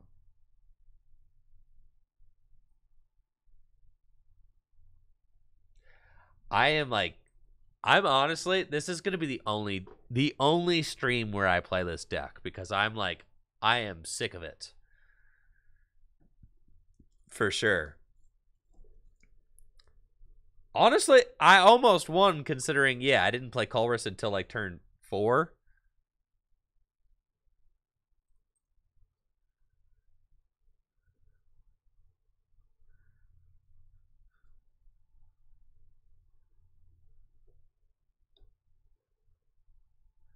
That's what I'm saying. I could never imagine.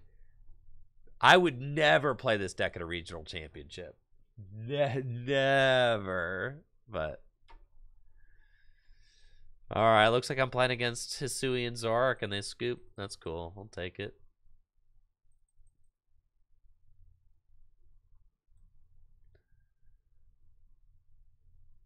I didn't play against a single Lost Box at Peoria. I played against 2 Giratina Lost Box decks. But that's like different. Because they got Giratina in them. I'm telling you, this deck was not popular. Because it's grindy.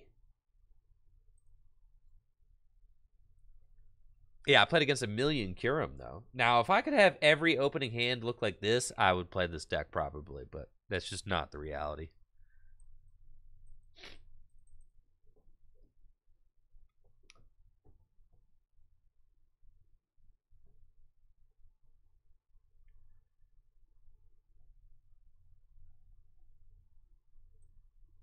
Well, my Colress decided to show up to work today. Looks like I'm playing against another Lost Zone deck. So, we'll see how this matchup goes. Kick things off with Fog Crystal. Might be playing a Mirror. Ray Nation said, I played Mew at Peoria and I saw Drapion V all day long. Yeah, I also played Mew at Peoria, and I think I'd say 50% of the decks I played against had Drapion. Like 50 or 40%. Yeah, it was almost every deck. so yeah, I feel it. But it's cool. You just lost zone that thing, or you... Yeah. Drapion's not... Drapion, no problem, man. You lost zone it, or they knock you out, and then you Roxanne Path them. You're chilling.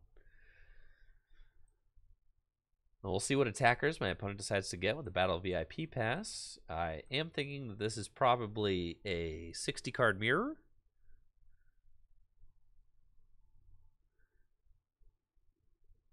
Yeah, it's usually... The first Drapion's not a problem. The second Drapion is when things start to get a little bit hairy. So it looks like they're going straight for the Sableye, kind of understanding that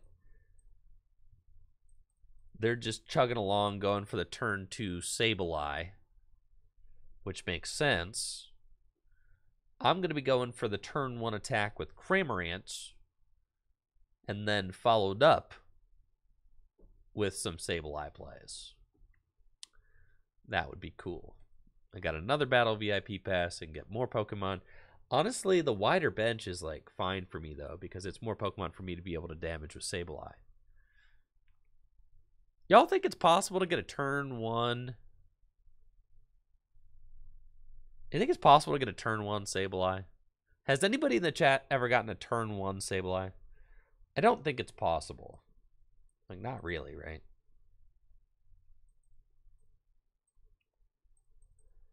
Probably not. We're going to thin all of these guys out of our deck first, so that I have a higher probability of finding good switch cards off of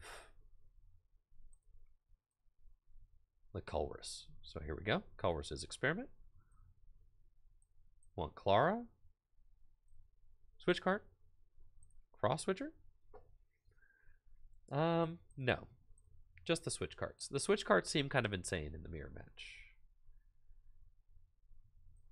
And then we can Flower Selecting. Take another Colress.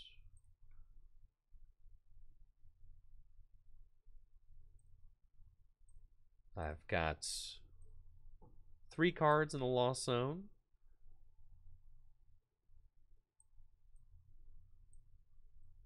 Let's retreat into Comfy.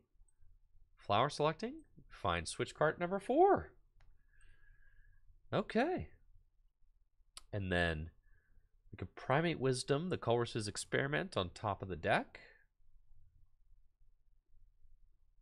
And switch cards into Cramorant.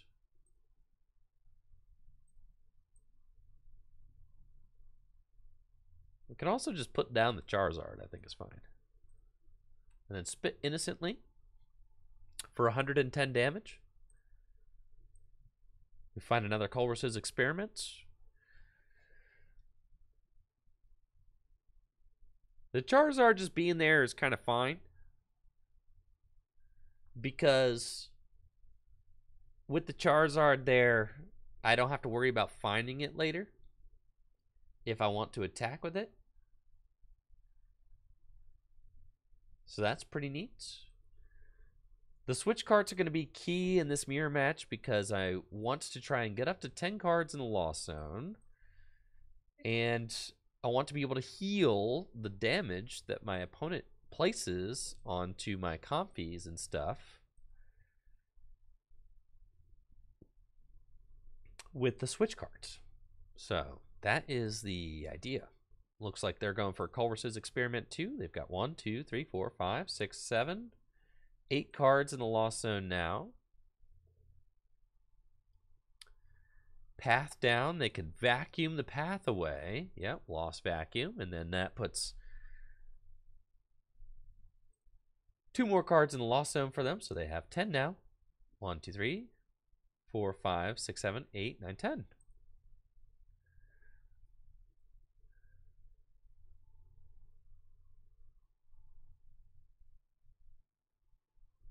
There's the switch cards. And it looks like they're going to choose to go in with Cramorant instead of Sableye this turn, which is cool. So we're at 5-5. Let's go Culver's Experiment. We got Vacuum. We got Escape Rope.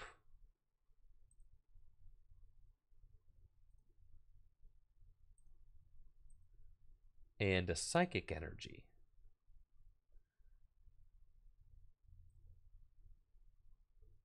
I believe probably the Fog Crystal and the Psychic Energy. It's probably cool. And then we Fog Crystal for the Sableye. And then I've got 1, 2, 3, 4, 5, 6.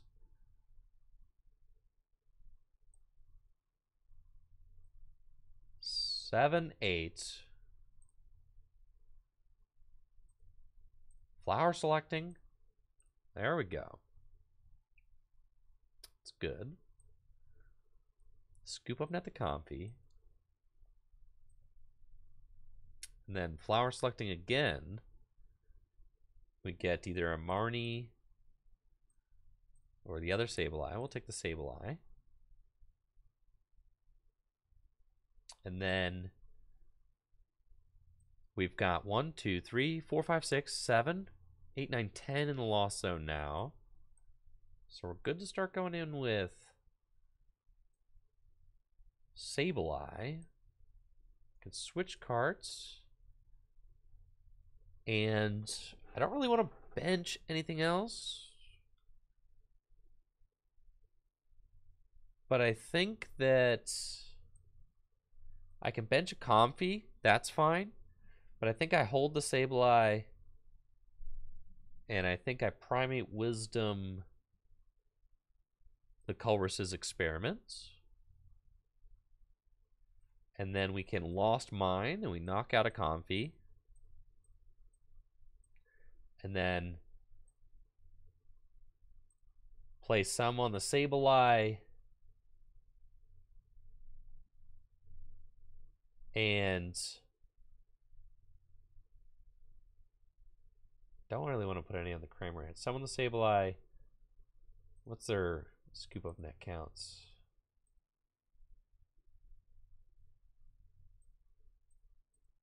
I'm just going to put all of them onto the Sableye. Maybe that's irresponsible, but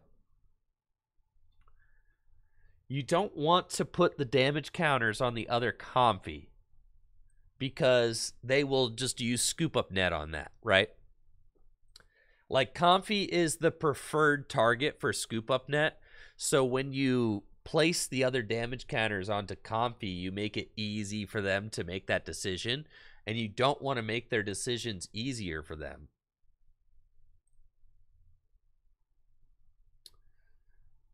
You want to make their decisions harder. So putting the damage counters onto the Sableye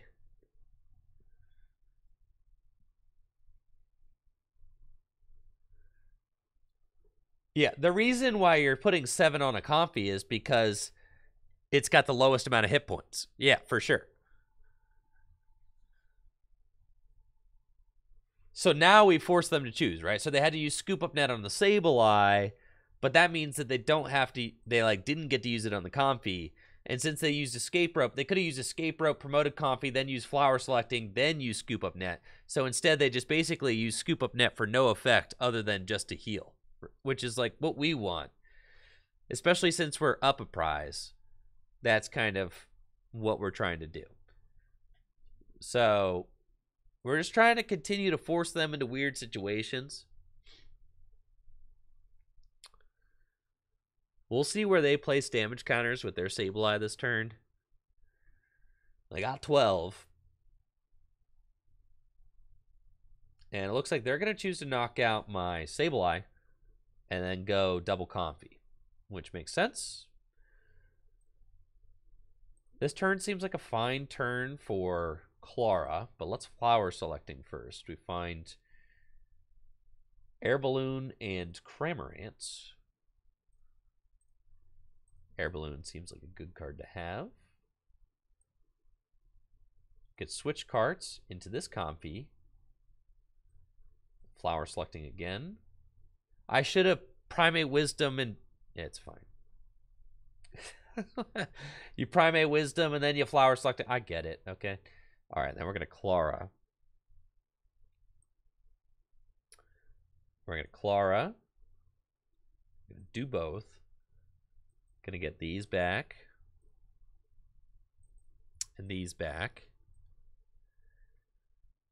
And then, well, what this does allow me to do is play around Marnie a little bit, so I don't really mind that. We'll Primate Wisdom the Experiment.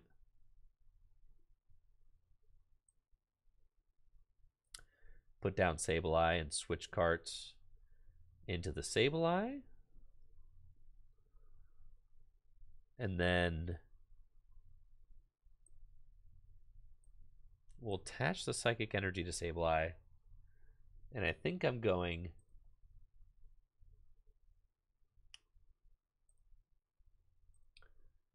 Scoop Up Net situation, 2 Scoop Up Net down.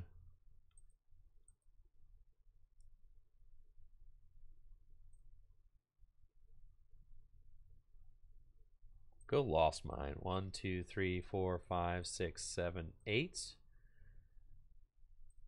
10, 11. 3, that would put me at 90 there. Yeah, that's fine. We'll go 4 on to the Oranguru. We're just like trying to keep our eye out for the possibility to take a 2-prize knockout. Like that's what we're trying to negotiate this whole game, really.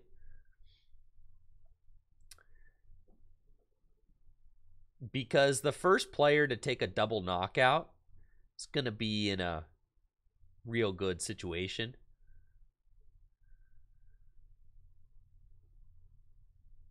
So that's what we're trying to get to.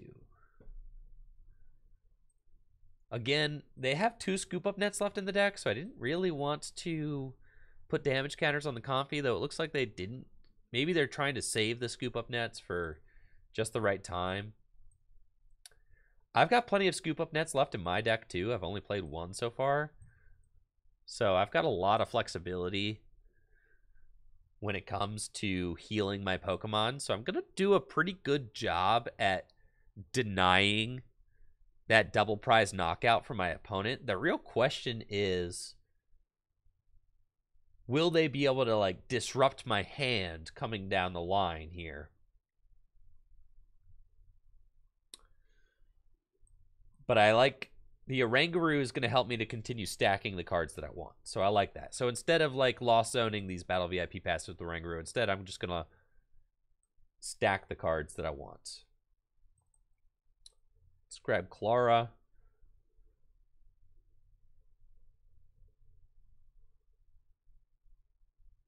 Cross Switcher and Comfy.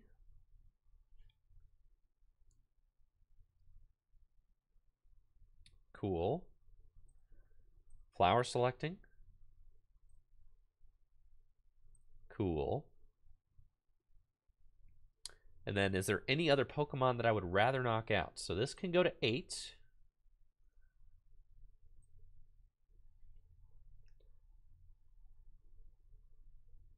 Do I have a fire in the discard pile? I do not. Got one in the Lost Zone, though. So we've got Air Balloon.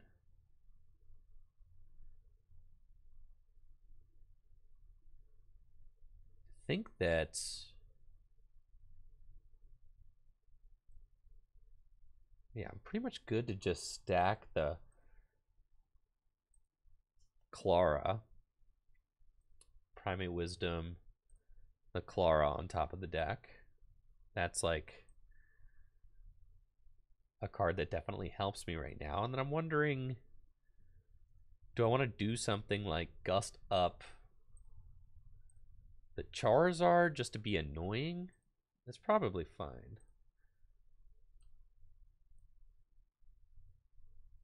Yeah. Because, like, I don't really need these cards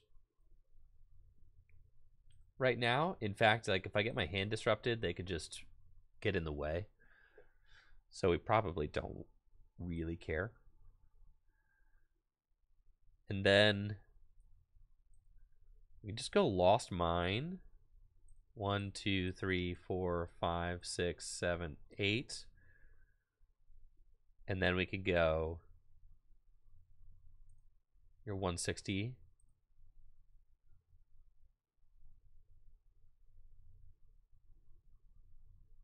So we can go, yeah, 9, 10, 11, 12. It's fine.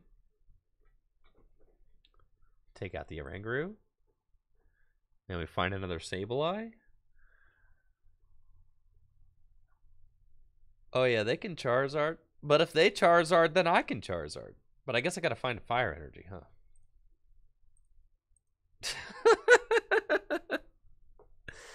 Yeah, thanks, Trevor. I appreciate it. Do I miss the Zigzagoons? Kinda. Yeah. It's a pain, not gonna lie. And I kind of miss the...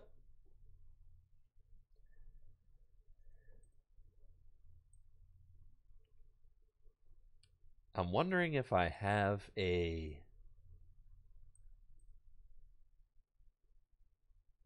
Do I have the fire energy in my deck? That's kind of what I want to know. But it's cool. I can knock out the Comfey, soften up the Charizard, and then I just kind of win, right? So that's really all I need to do.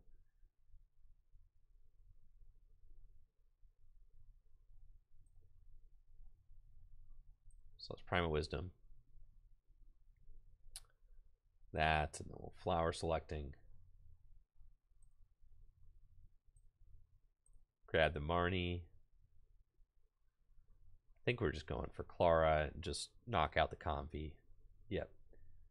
Do both. We'll get these. And we'll get these. Sableye. Escape Rope.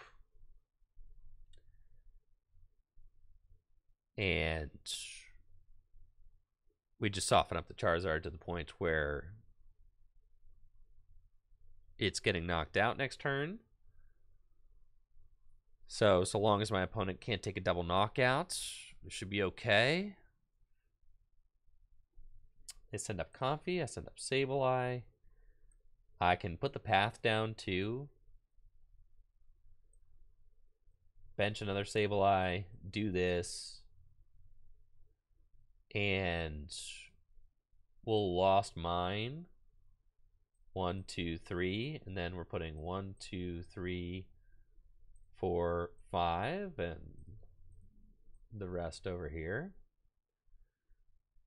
Knock out the Comfey, set up the Charizard, and we should be in business. Right? Because they got 2 prizes left. They shouldn't have a way to take a double knockout. I have to retreat into Comfey and Flower Selecting to try and find a play. But I think we're in business. as you can see, this mirror match is extremely grindy. I think that the switch carts and the scoop up nets are really important.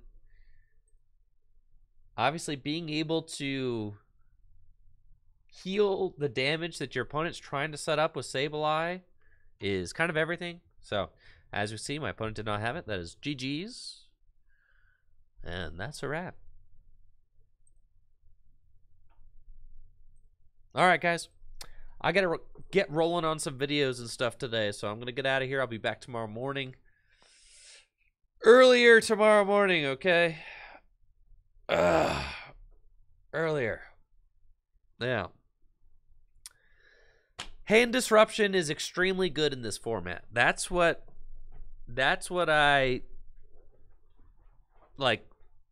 My group kind of did at Peoria. That's what we were leaning on. We were leaning on hand disruption. Our Mew deck that we played and we all did well with was playing 2 Marnie and a Roxanne. So we were really leaning into hand disruption because all of the comfy decks, they hate getting Marnied. They hate getting Roxanne. So I think that was key for me and my success this past weekend. So thank you guys so much for watching the stream. I'll be back tomorrow. So I'll see you there. You guys are the best.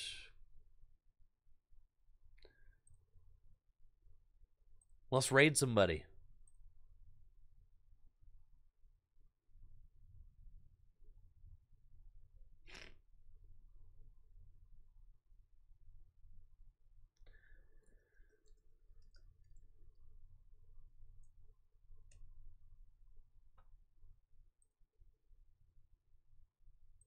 See you guys.